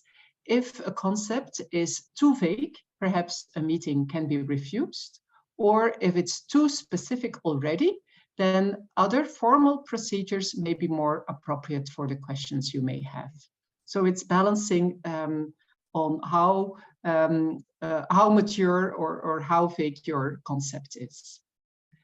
As a counterpart with US FDA, there is a critical path innovation meeting, which is a forum for FDA and stakeholders to discuss potential scientific advancements in the space where you're working in. It is not substituting formal regulatory meetings. It's not a venue for entities to market products or seek endorsement. It's not a forum to go into in-depth review of data, but it's also a way to get informal advice, informal alignment, harmonization, and innovative conceptual approaches of clinical trial is one of the potential topics of such critical path innovation meetings. And when the master protocol has further advanced, when, for example, drugs have been identified which will be investigated in such a protocol, there are other opportunities following the more formal procedures to interact with an EMA and FDA. We have the EMA scientific advice procedures, and in US we have the formal meetings like a type B or type C meeting to discuss protocols under specific INDs. Why do master protocols actually make sense for TB? In the space of TB, new drugs are highly needed, and at least 3 or 4 drugs in a regimen are needed to be effective. And there is a concern of resistance development. Clinical research in many spaces, but also in TB, is time-consuming. And particularly for the TB area, there are limited funding opportunities and limited TB trial capacities, as Joanne already explained.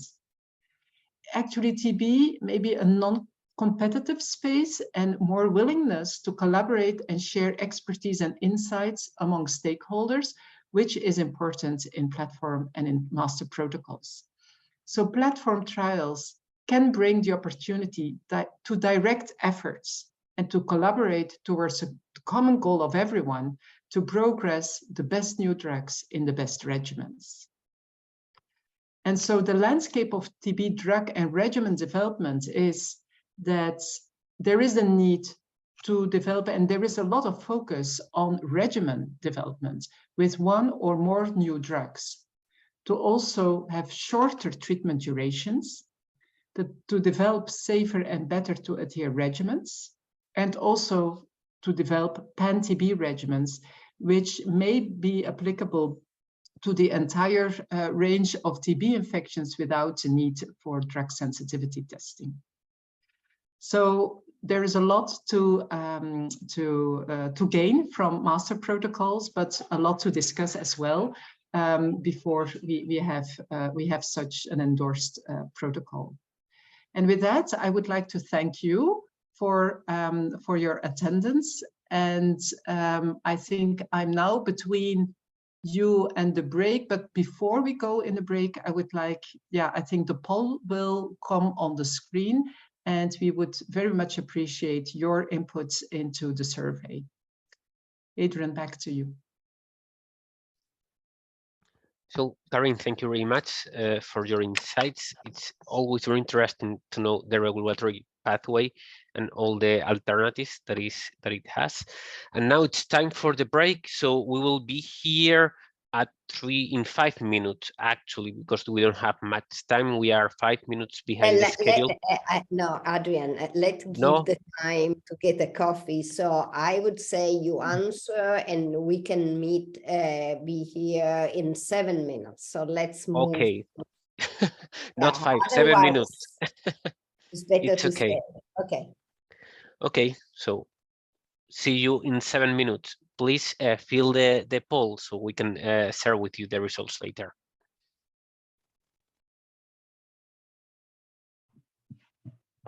Can everybody see the poll? Someone said it just disappeared. Let me relaunch No, this. I see the poll, but it doesn't allow to answer. I see there is. I think you will need to open the poll once again, because it shows right now the result. It might have been closed. Yeah, somebody please don't press the poll button. I will relaunch the poll. Okay. So of the panelists, no one should press end poll. No.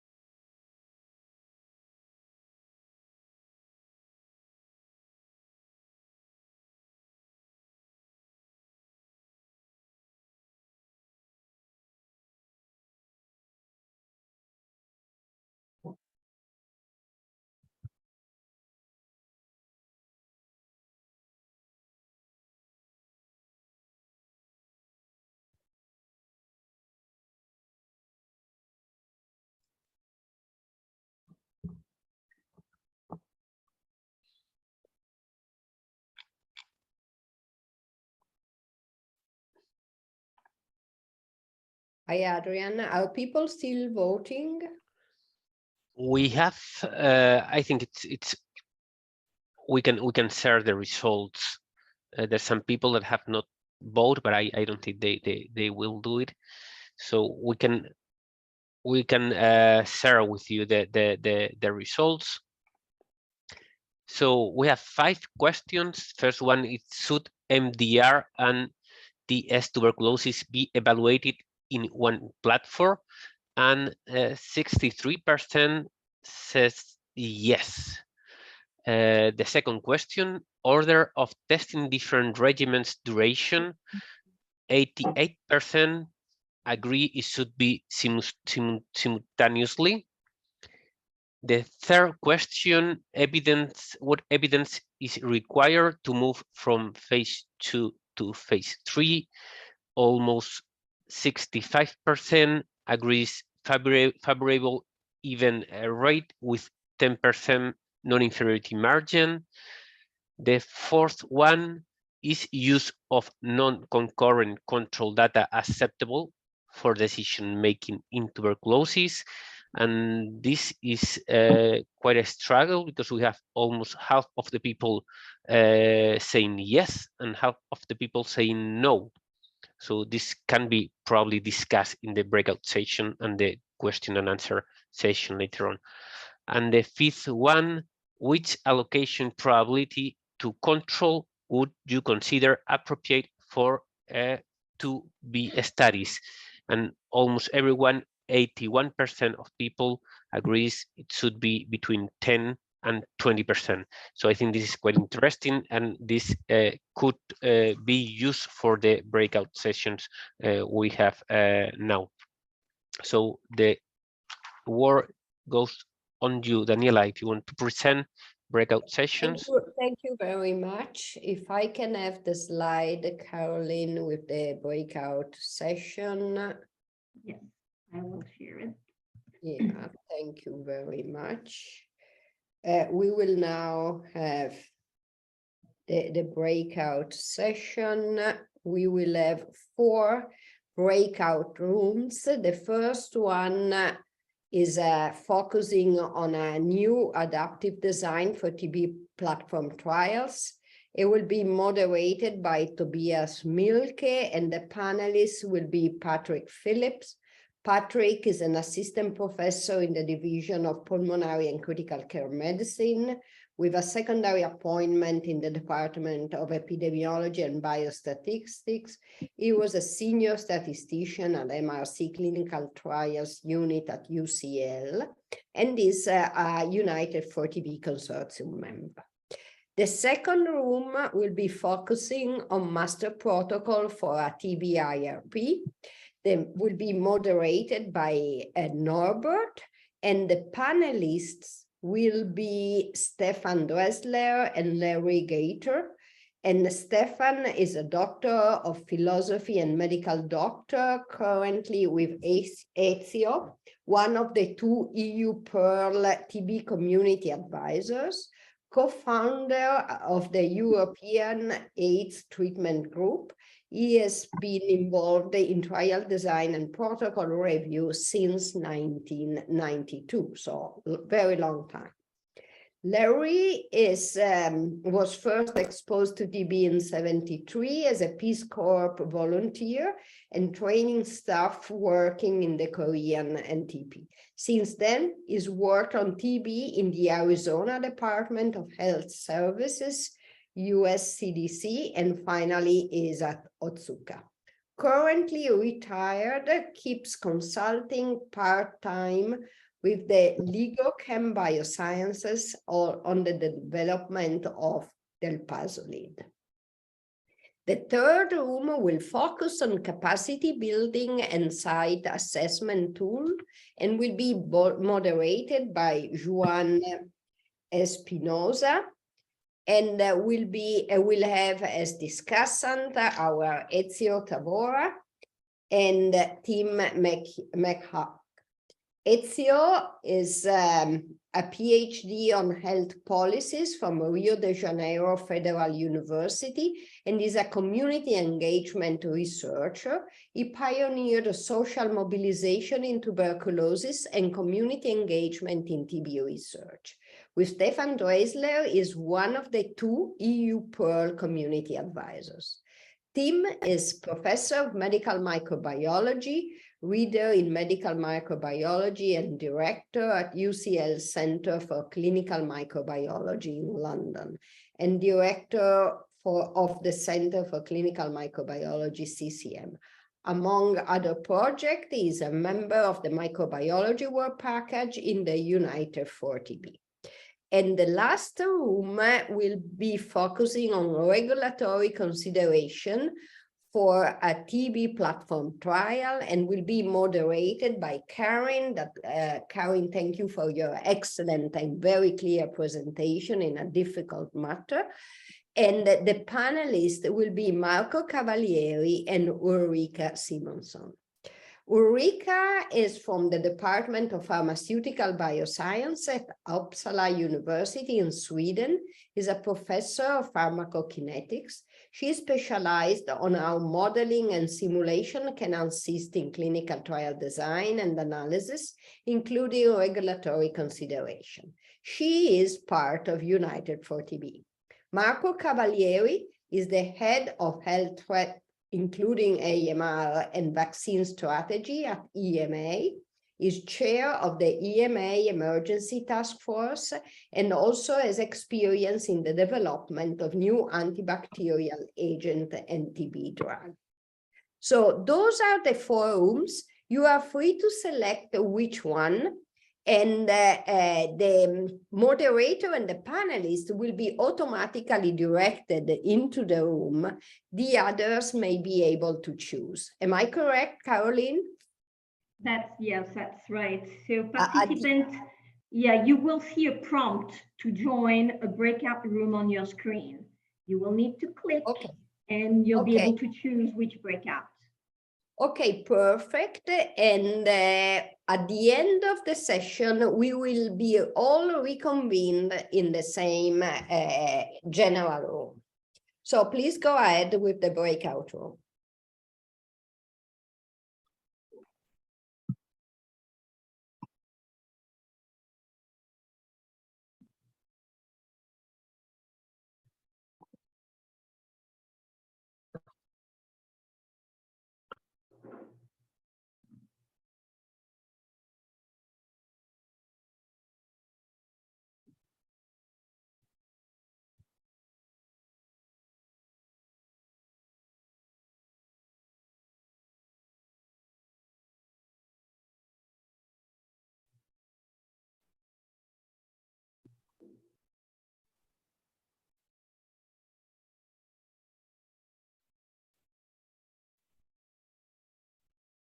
Participants, you have to click. All right, you're going to see a prompt, and you have to click and choose your breakout. I don't see a prompt, Caroline. Me neither, but maybe you need to go into more, and then there is a breakout room, and then close all room. No, yeah, don't press on the close all room. I don't do anything. I'll stop yeah. But we don't see anything, right? Well, I mean, there are some. So I mean, that's. Yeah. I had to go to more, and then it says join breakout room. So in more, join breakout room, you open join breakout room, and it opens the screen saying room 1, room 2, room 3, room 4 with the join. Okay, so if you go down the screen, then you can choose. Is exactly what I was saying. So you open, go in more, it's breakout rooms, and then in progress, and then you have, you go down at the end of the participants, you see the rooms, and then you can join them. Okay, so let me move into the room. I am moving. Yeah, co-hosts don't have the same screen. So yeah, co-hosts can choose to go wherever they want also and switch. But participants should see the prompt. We're going to be sending, I guess if we're going to be sending participants then to different rooms. so they benefit from the breakouts. Okay, I'll start assigning.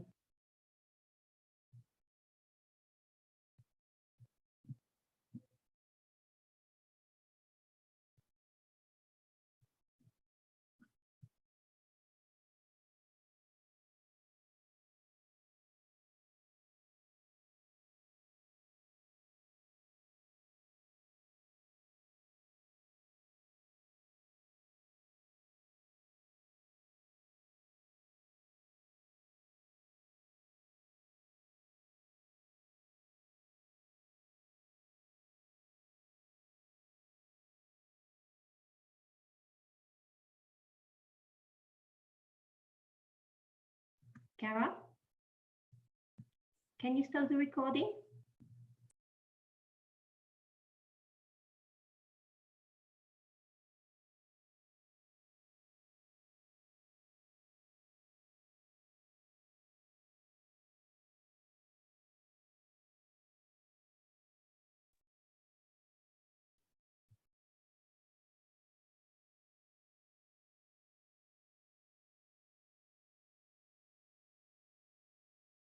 Okay, I don't see Adrian.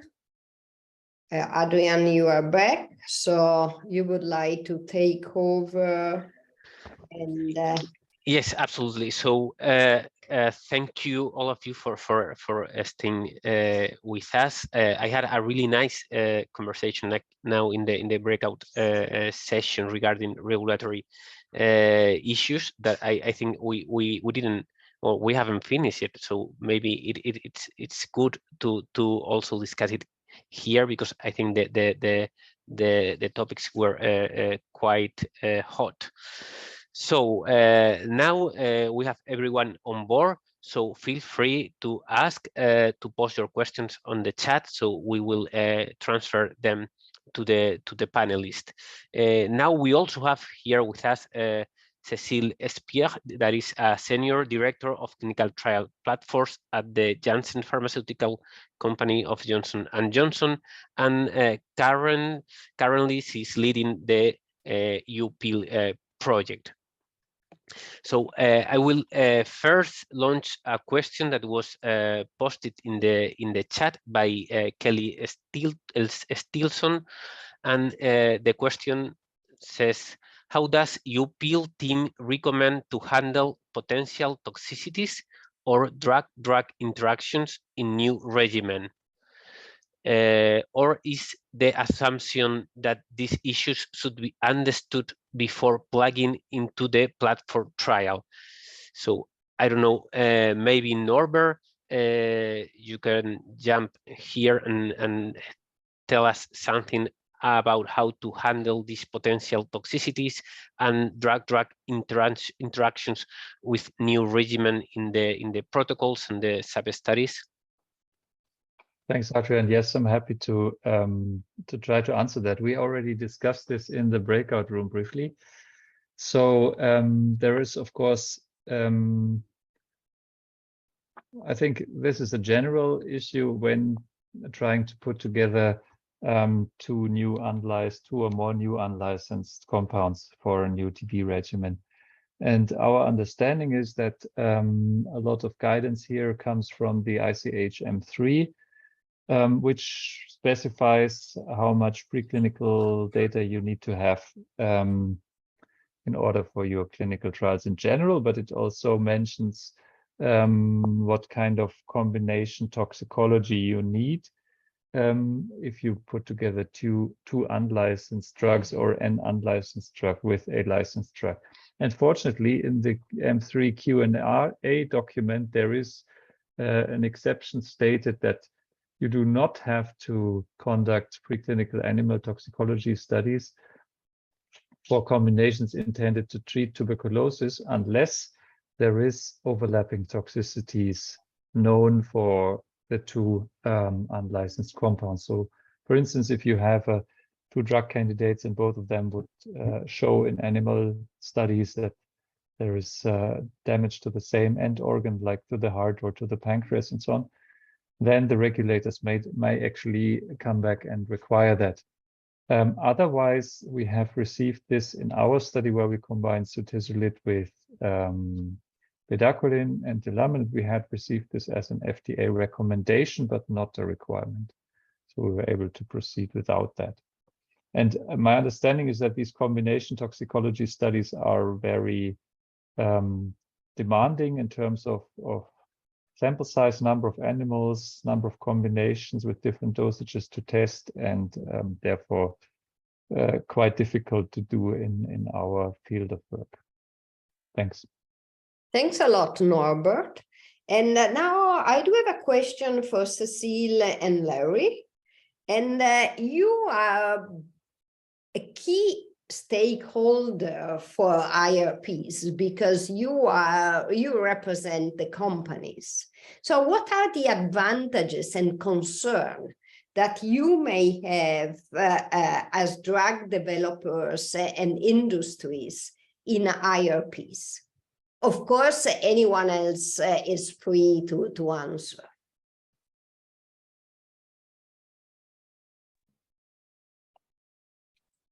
Right.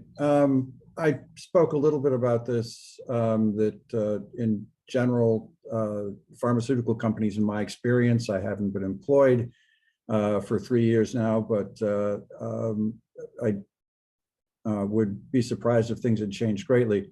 They tend to be rather conservative organizations. They also tend to, be oriented towards. What I mean by being a conservative organization is that they've done this before. They know how to, there's a group of people there, they know how to develop drugs.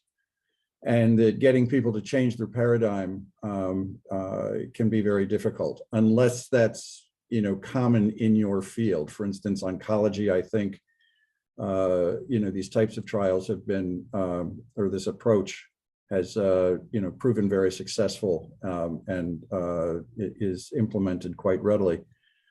Not so much in infectious disease, I don't think.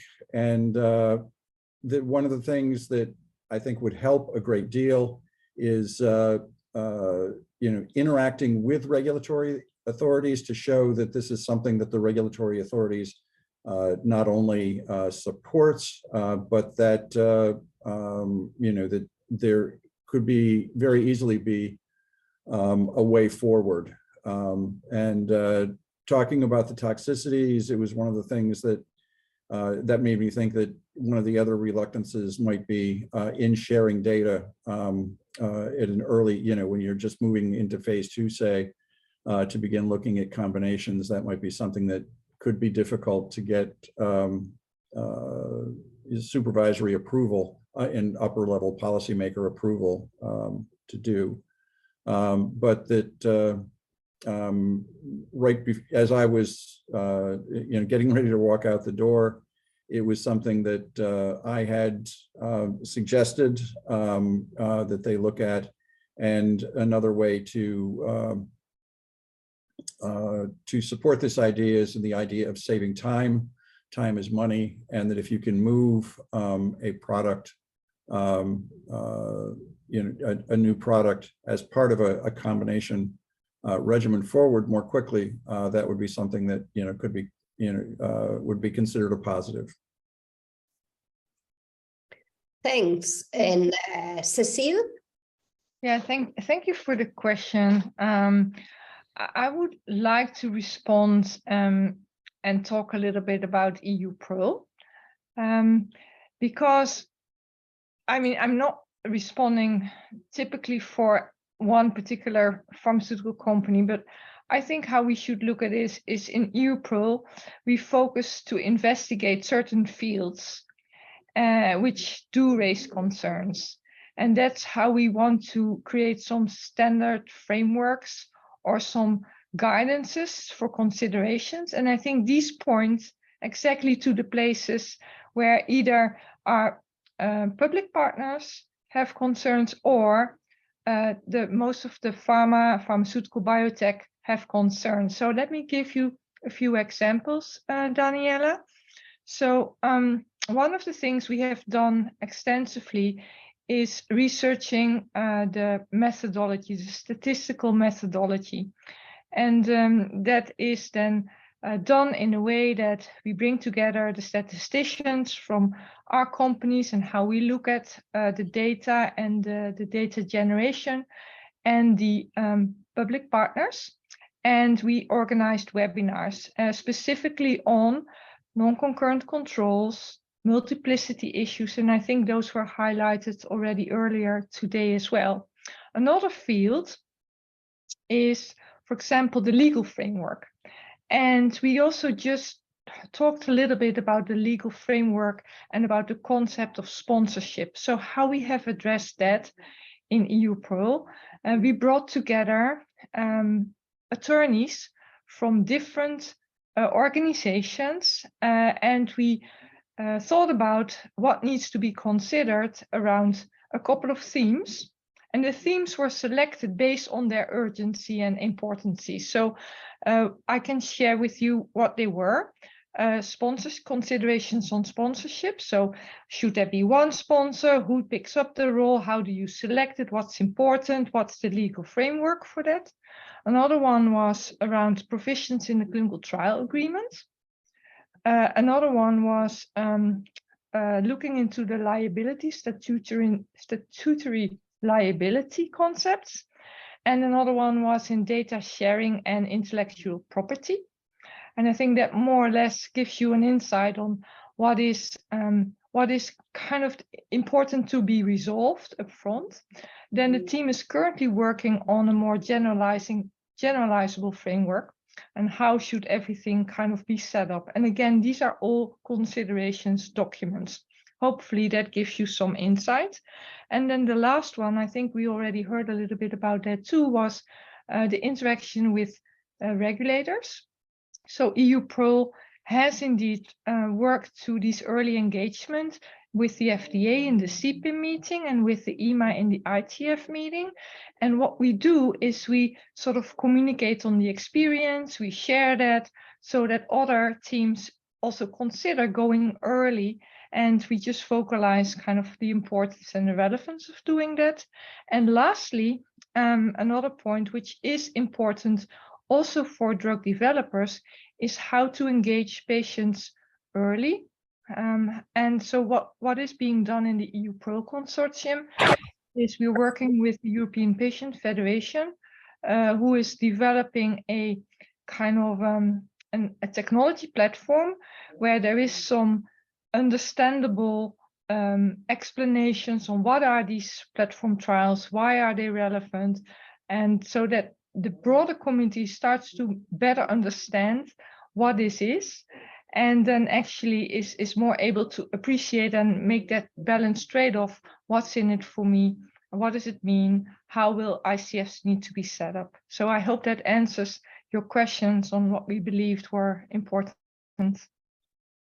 Thank you, Cecile. I now have another question. I may call on the spot Marco and Ulrika, and that is related on how do you envision the transition from phase 2 to phase 3 for regimens graduating the platform as safe and effective, but more than that, in case of overwhelming results, could data from a phase 2b/c IRP study be the base for a regulatory approval of a new regimen or a new drug? I'm happy to see Barbara joining the group. Marco or Ulrika, who would like to go first? You are, Marco, you are the representative of the regulators here. Right. Yeah, thanks, Daniela. I can start and then saying that, I mean, we have gained a lot of experience with COVID-19 in seamless trials that went from phase 2 to phase 3. So in principle, that should not be an issue that use maybe even a single protocol that covers both phases. Of course, you know, the criteria for moving ahead into the phase 3 is where sometimes we have issues with developers, and that needs to be fixed. Of course, the fact that the phase 2 study data could not be merged together into the phase 3 trial, for reaching significance at the end of the study is also something that we often prefer to see for a number of obvious reasons. And that's also something important for me to say. So in principle, it can be done. What I think is more problematic is indeed concluding on a phase 2b study for an initial approval, even conditional marketing authorization, particularly if we are studying in the setting of drug-susceptible TB, because there I would struggle to see how much we can be convinced by a phase 2b study in terms of, outstanding results of what exactly they would be. And I'm not sure if this can be done. But of course, in the context of MDR-TB or XDR-TB, then it's a different story, and then that's something that, as you know, we have already been actioning on regulatory decisions based on phase 2b studies. So that would not be new. The point again, and we were discussing a little this before, is that these two populations seems very difficult really to merge them at this point in time if we want to have really well interpretable results from the clinical trials. So my initial recommendation would be to try to keep them separate, because you would risk not getting out much of studies that might be difficult to interpret, if particularly, of course, you have to use different standard of care, and then how to design that study will become really too complicated and really difficult to interpret. So the concept is to try to keep this population separate as much as you can. That's what I can say. So in the context of drug-susceptible TB, we need phase 3 trial. For MDR, XDR, TB, of course, we have always been open to look into what might look like outstanding result from a phase 2b study to see if we can, action any kind of initial approval as a conditional market authorization, for example. Thank you, Marco. That was very clear. And Ulrika? Yes, thank you, Daniela. So I think in TB drug development, we need to be innovative. There is a huge unmet medical need, and our trials need to be innovative. And I think these things that were presented today are really innovative, they're adaptive and novel. And I think that's what the community needs. And not representing an authority, but a drug developer, I think engagement early on with the regulatory agencies is the key to establish a collaborative effort, in a sense. And also, if we see things as learning phases and confirmatory phases, perhaps it would be easier to move into these type of trials in the learning phase, which will be the phase 2bc trials, and then learn from that, and then save the confirmatory trials maybe a little bit for later. And I think the learning phase is maybe where this would have the most benefit, and learn from that towards the confirmatory trials. Thank you. Thank you, Ulrika. And now we have a question from the audience, and this is about biomarkers. So I think many of you can share your thought. Regarding the biomarker gap that we have in TB trials, do you think a platform could generate enough evidence by itself to validate biomarkers as surrogate for late clinical endpoints? What would imply if the platform adopts the new surrogate as an endpoint? And again, Marco, I'm really keen to hear your thought about that. And of course, from everybody else. Yeah, I don't know if I can start. Of course, we are always very keen to look into any biomarker that could be kind of validated and therefore used as a surrogate endpoint. But of course, we need to be convinced. We need to have sufficient evidence around that. And that's why, that is not as straightforward as we may want it to be. So for me, the bottom line remains that regulators are very much open to discuss with developers any data that could support the validation of any biomarker as a surrogate endpoint, but we need to be convinced about that. So, honestly, I'm not sure if data from a phase 2b study would be sufficient. We would probably need something larger than that, something more robust, But if indeed, in a confirmatory clinical trials, in a large pivotal trial or more than one, it is shown that a certain biomarkers will be very efficient in being a surrogate endpoint, I think we will be very happy to be convinced about using that one. As you know, this has been quite complicated so far, but I think we should not stop here in looking into additional one and try to see if we can validate any of these. Yeah, and the technology is moving fast, so we have a hope for the future. Patrick, you are raising your hand. Is that for the answer or for the question? It's for the answer, if I may address the question. Thank you very much. I'm going to take the prerogative to actually also address the regulatory question, if I just may very briefly. I have just anecdotal experience. I remember years ago in the UK being in a working group talking about adaptive designs, and there were people from companies there. There was a representative from the UK regulators, the MHRA, and the comment was made, and this was generally agreed upon, that it was harder to get an adaptive design through the regulatory affairs group at the company than it was to get it through the regulator. And so I think that we need to listen to what Marco said, that the FDA and the EMA have guidance on adaptive designs.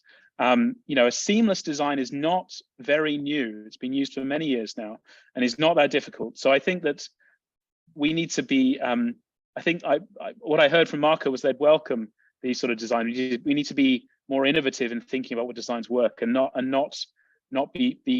avoid the sort of risk aversion that Larry alluded to. Okay, that's just my comment. So, but to the question on surrogate endpoints, I would just highlight the difference between individual level surrogacy, which we might talk about association, we might talk about relationships, and we have lots of data about how early culture outcomes are associated with long-term outcomes, programmatic data, control arm data from lots of trials now. And there's no doubt that patients that culture convert later have higher risk of relapse. Those that have higher bacillary load at baseline, have slower slopes of bacillary decline over time, have higher risk of relapse. The challenge in the drug development context is differences in biomarkers, whether they reflect differences in long-term outcomes. And so and that's what surrogacy is, right? It's, can you draw the same conclusions on your intermediate outcome regarding your novel intervention that you would have done had you captured the clinical outcome? And so the only data that we can capture to address that question is comparative data in clinical trials between different arms. So to address the question directly, I think platform trials are well suited to collect that sort of data because they're multi-arm studies. And so multi-arm studies will yield multiple pairwise comparisons against the control. And so those are going to be different data elements that will address the question about how we can learn from early intermediate outcomes in terms of differences between arms in relation to long-term outcomes. But as Marco said, that's no good unless you have the clinical outcome.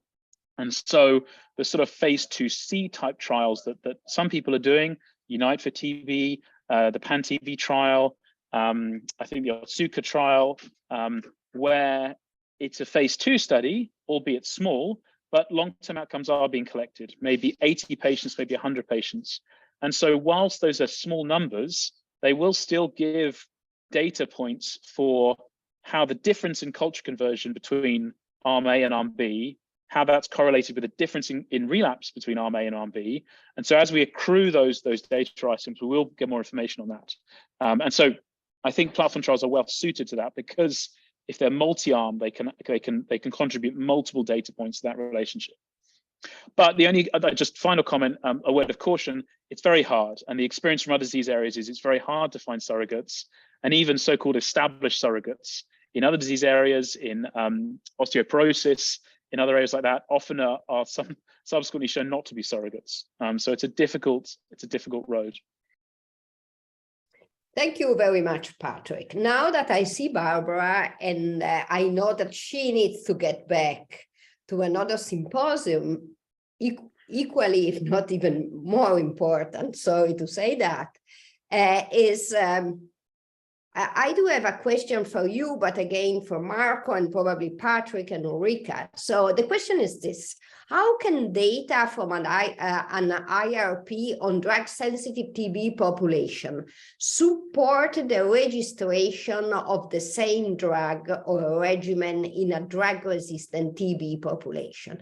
We partially captured Marco's idea from the previous answer, but I would like to hear more about that.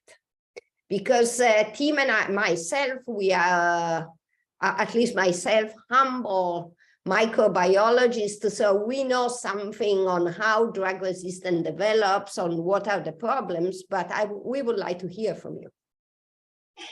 No. Wow. I guess I don't think I have an answer, unfortunately. I certainly want, without a doubt, to encourage the development of drug susceptibility testing early on for any new drugs so that we can monitor and really in traditional ways follow the development of resistance. I think these drug sensitive trials would be an ideal place to get populations that perhaps could be followed and could better inform other trials. You know, one thing I'm not certain of is eventually how we're going to sort out for any regulatory groups the contribution of each of the components of a regimen to either effectiveness or prevention of resistance. And if there's any thoughts on that, I'd be very interested in hearing it.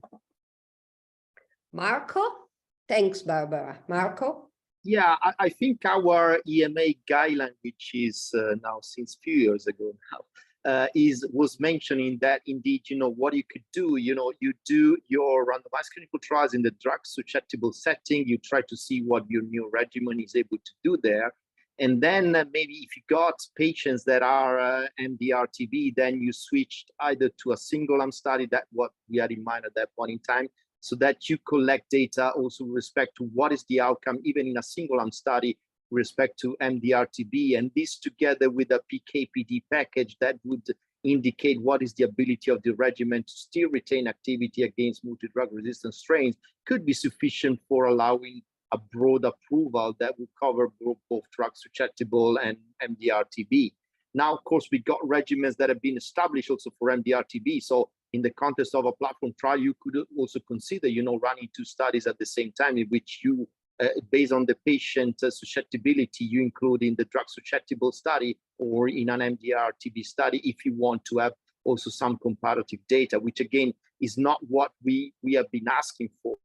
But I can understand that this could be done as well and could be also an interesting pathway really to understand what is the performance of any new regimen in this context compared to a standard of care for MDR-TB. So different options that can be looked at, but clearly there are pathways that could allow, you know, generating data that could support the approval of both indications.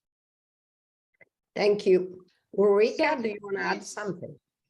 Thank you so much, Daniela. So without talking about the regulatory perspectives per se, but just from a data analysis perspective, if we are in the learning phase, from a data analysis point of view, we could have both resistant and sensitive patients, and we can clearly use MIC or some other biomarker or susceptibility information to use that as what we call a covariate to say, is the efficacy different depending on this susceptibility information? And as Marco said, the PK/PD package will contribute with that information. And then we will learn how much or how different is the efficacy in a certain distribution of susceptibilities. And from my point of view, I think in the learning phase, that would be very informative. And then we can learn from that and we could design trials for a more confirmative setting where we maybe want to differentiate and use these drugs differently. But from a learning phase and data analysis perspective, I would very much favor that type of information. Thank you. Thank you. Adrian, you have raised your hand. Yes, I have one question. If the last one is already answered, or there's no more inputs. So my question is regarding the data sharing and intellectual property that I think it's very important in platform trials. So I have one question for Patrick and Tobias. So how probable it's to make a comparison between two interventional arms and one against the other, a face-to-face comparison, and not against control, and to have a robust and strong result. So, and that question is maybe because this is a fear, it's a risk that could frighten pharma companies for including their drugs into a platform trial. So would like to answer, Patrick? I'd let Tobias go first. Go ahead, Tobias. Tobias, go first. I think you're raising a very valid point, Adrian, and that's a concern which has been raised numerous times, that in a platform trial it will be much more easy to make these cross treatment comparisons, not against control but against the different treatments. Well, I think it's good for the decision maker. So it's good for regulatory, for reimbursement, for everyone else to really be able to see on this randomized data, because we eventually will randomize subjects to different ISAs to see like how the treatments compare. It is a hard point to sell for the drug developers, possibly, on bringing these interventions into the platform trial if there is a chance to possibly have worse outcomes based on this comparison. Yeah. Thank you. I would only add, so I mean, just two points to add. It's unlikely the trial is going to be powered for comparison between interventional arms, right? That's the first thing. So there'll be wide confidence intervals. But the only other thing I would just say is from experience in other disease areas, this has worked. So the STAMPEDE trial, for example, in prostate cancer in the UK, has been very successful. It's running for 20 years approximately, and multiple companies have come in and have contributed interventions to be randomized concurrently with other interventions from other companies and a control. And so that has shown that it does work. And when a platform trial is running well, it is the train that people should be getting onto. And that is if that analogy works. And so it's the responsibility of those running the platform to show that it's effective, and that it is an effective way of enrolling participants, and so people will come.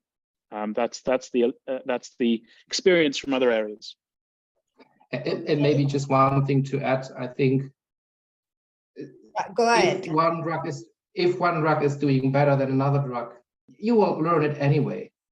So it will come out later, and you're going to learn it. And so it's still the best way to then see it early, even though if studies are not powered for cross-treatment comparison. At some, you might be able to see earlier what is benefiting the patients.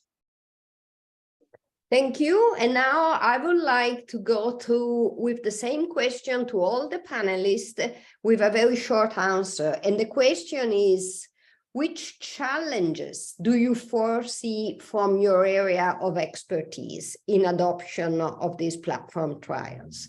And how can we overcome those? And I will call you one by one based on the order on my screen. So tell me if I'm forgetting someone. Barbara, you are the first.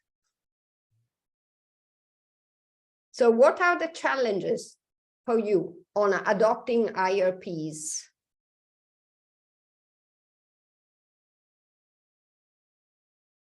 Barbara, you are on mute.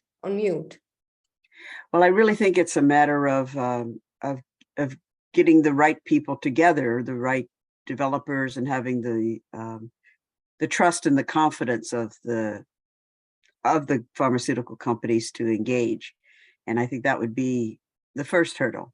And but I think it's solvable because so many people in this area are quite interested in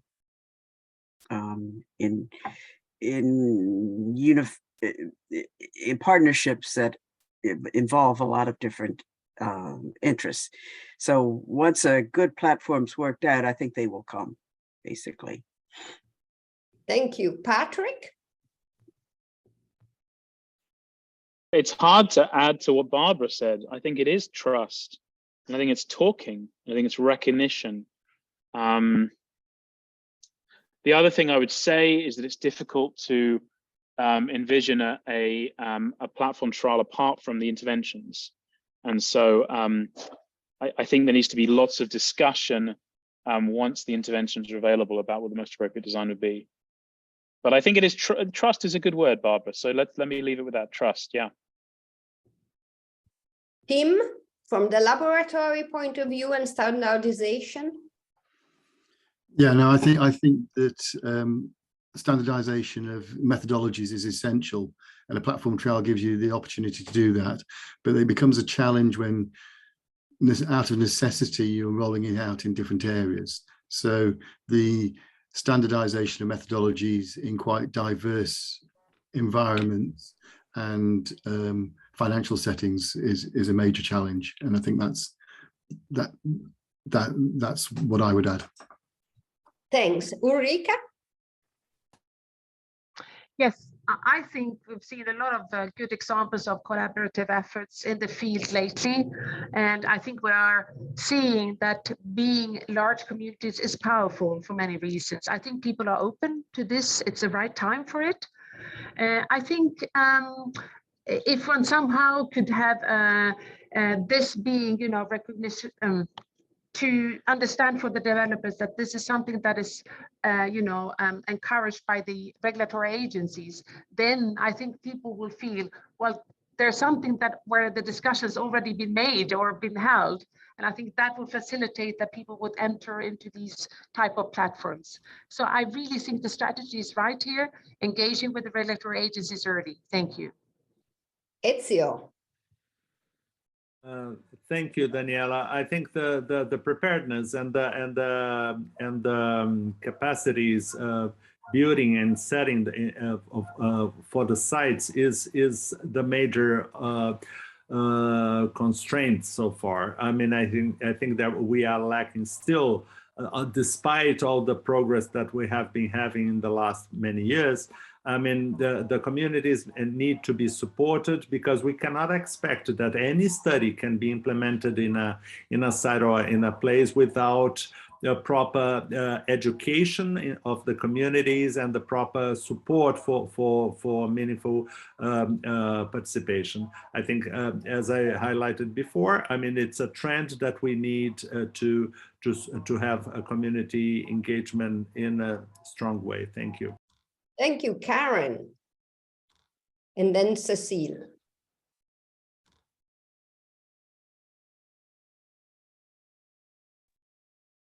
Sorry. Yeah, I think indeed I encourage actually what Barbara said, to have the right people together to get this done and have the commitment of everyone and of course the financial support needs to come with that. Capacity building, etc., needs to be there. So it's quite a journey, but if the commitment and the right people are at the table, it's I think might become a success. So it's a journey that is worth to be started, right? Larry and Cecile, and then back to Adrian to close the symposium. It's almost time. Larry? Tempted to say, what everybody else has said. Okay.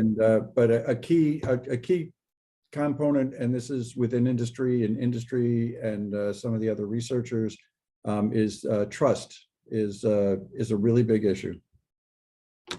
So we should take that the industry are ready to support this. That is the message. So who is Cecile? Is that you are the last, right? Yeah, thank you, Daniela. So a lot of good things have been said already, but my personal reflection is that we need to ensure we keep learning. There is so much going on. It was already mentioned, oncology has already a vast experience built. There is so much going on. EU PEARL has tried to collect best practices, try to create some general frameworks, templates to get started, considerations. I mentioned that, but we must sort of see how we continue to learn and build on that, maybe even across different diseases and different challenges. So I would just recommend that we try to implement the tools EU PEARL has developed, and more importantly, keep learning on them and keep sharing. Thank you. And now, Marco, you are the very last, and we are all happy to hear from you the last word. So please, your comments. We will take as a final statement before we give the word to Adrian to close the symposium.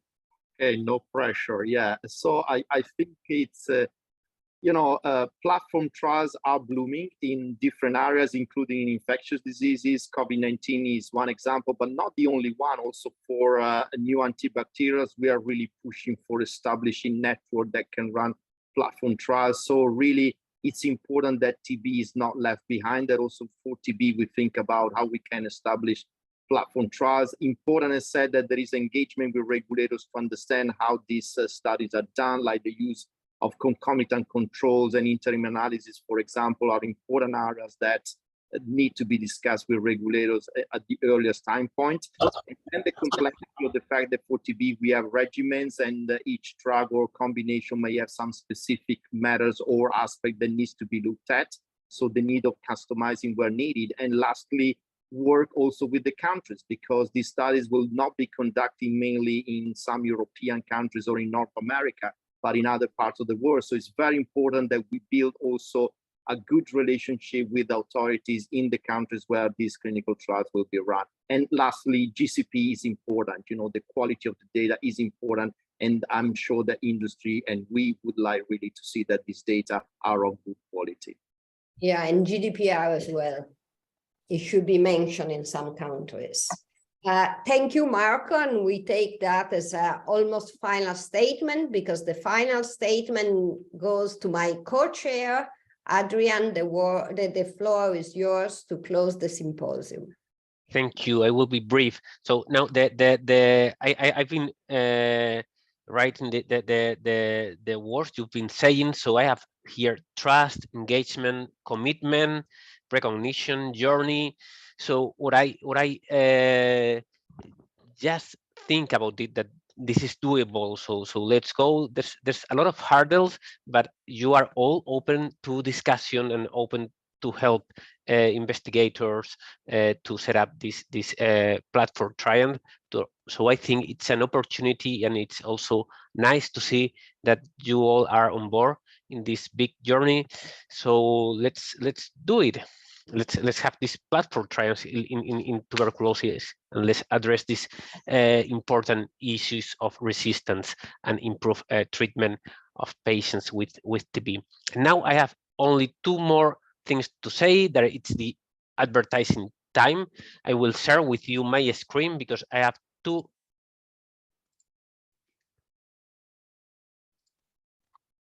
coming events here that I think you may be interested to join. One is the 8th of November. It's accelerating the development of new TB drugs and regimen. I think a lot of you will be there already. And we also have another workshop about tuberculosis adaptive clinical trials platform. But this one will be focused in low and middle income countries, because it's where the sites will be in these platform trials, and not probably in Europe or in the States or Canada. So we invite you all to be here. It will be a great discussion, and you can Google them, both of them, if you want to have the registration. They are for free, and you are welcome to join. So thank you very much to all of you. It has been great to be this afternoon with you. I've learned a lot, and I hope to see you in the future. I don't know, Daniela, if you want to say something. Thank you also from my side. I really would like, I appreciate your time. You are all very busy people. So I really appreciate the time that you have dedicated to that. And I think it was a wonderful symposium. Unfortunately, we were running at the same time of the TB Alliance Symposium on New Drugs. That was very unfortunate, but the symposium has been registered. So everybody can take advantage of that later on. Thank you very much for being with us, and bye-bye. See you around. Thank you everyone for attending today's workshop. Please, if you can complete the survey, right? Oh, when yes. the screen stops. Sorry. We didn't say anything. Right. It's all right. Yeah, it's only active for a short period of time, and you get your certificate, right? Yes, and it's like feedback for both workshops. And you will be receiving the link of the recording within the next 48 hours for everybody who registered to this event. Thank you very much on behalf of the union and our presenters. Have a very good rest of the day. Thank you, Caroline, for the organization. Bye. Thank you.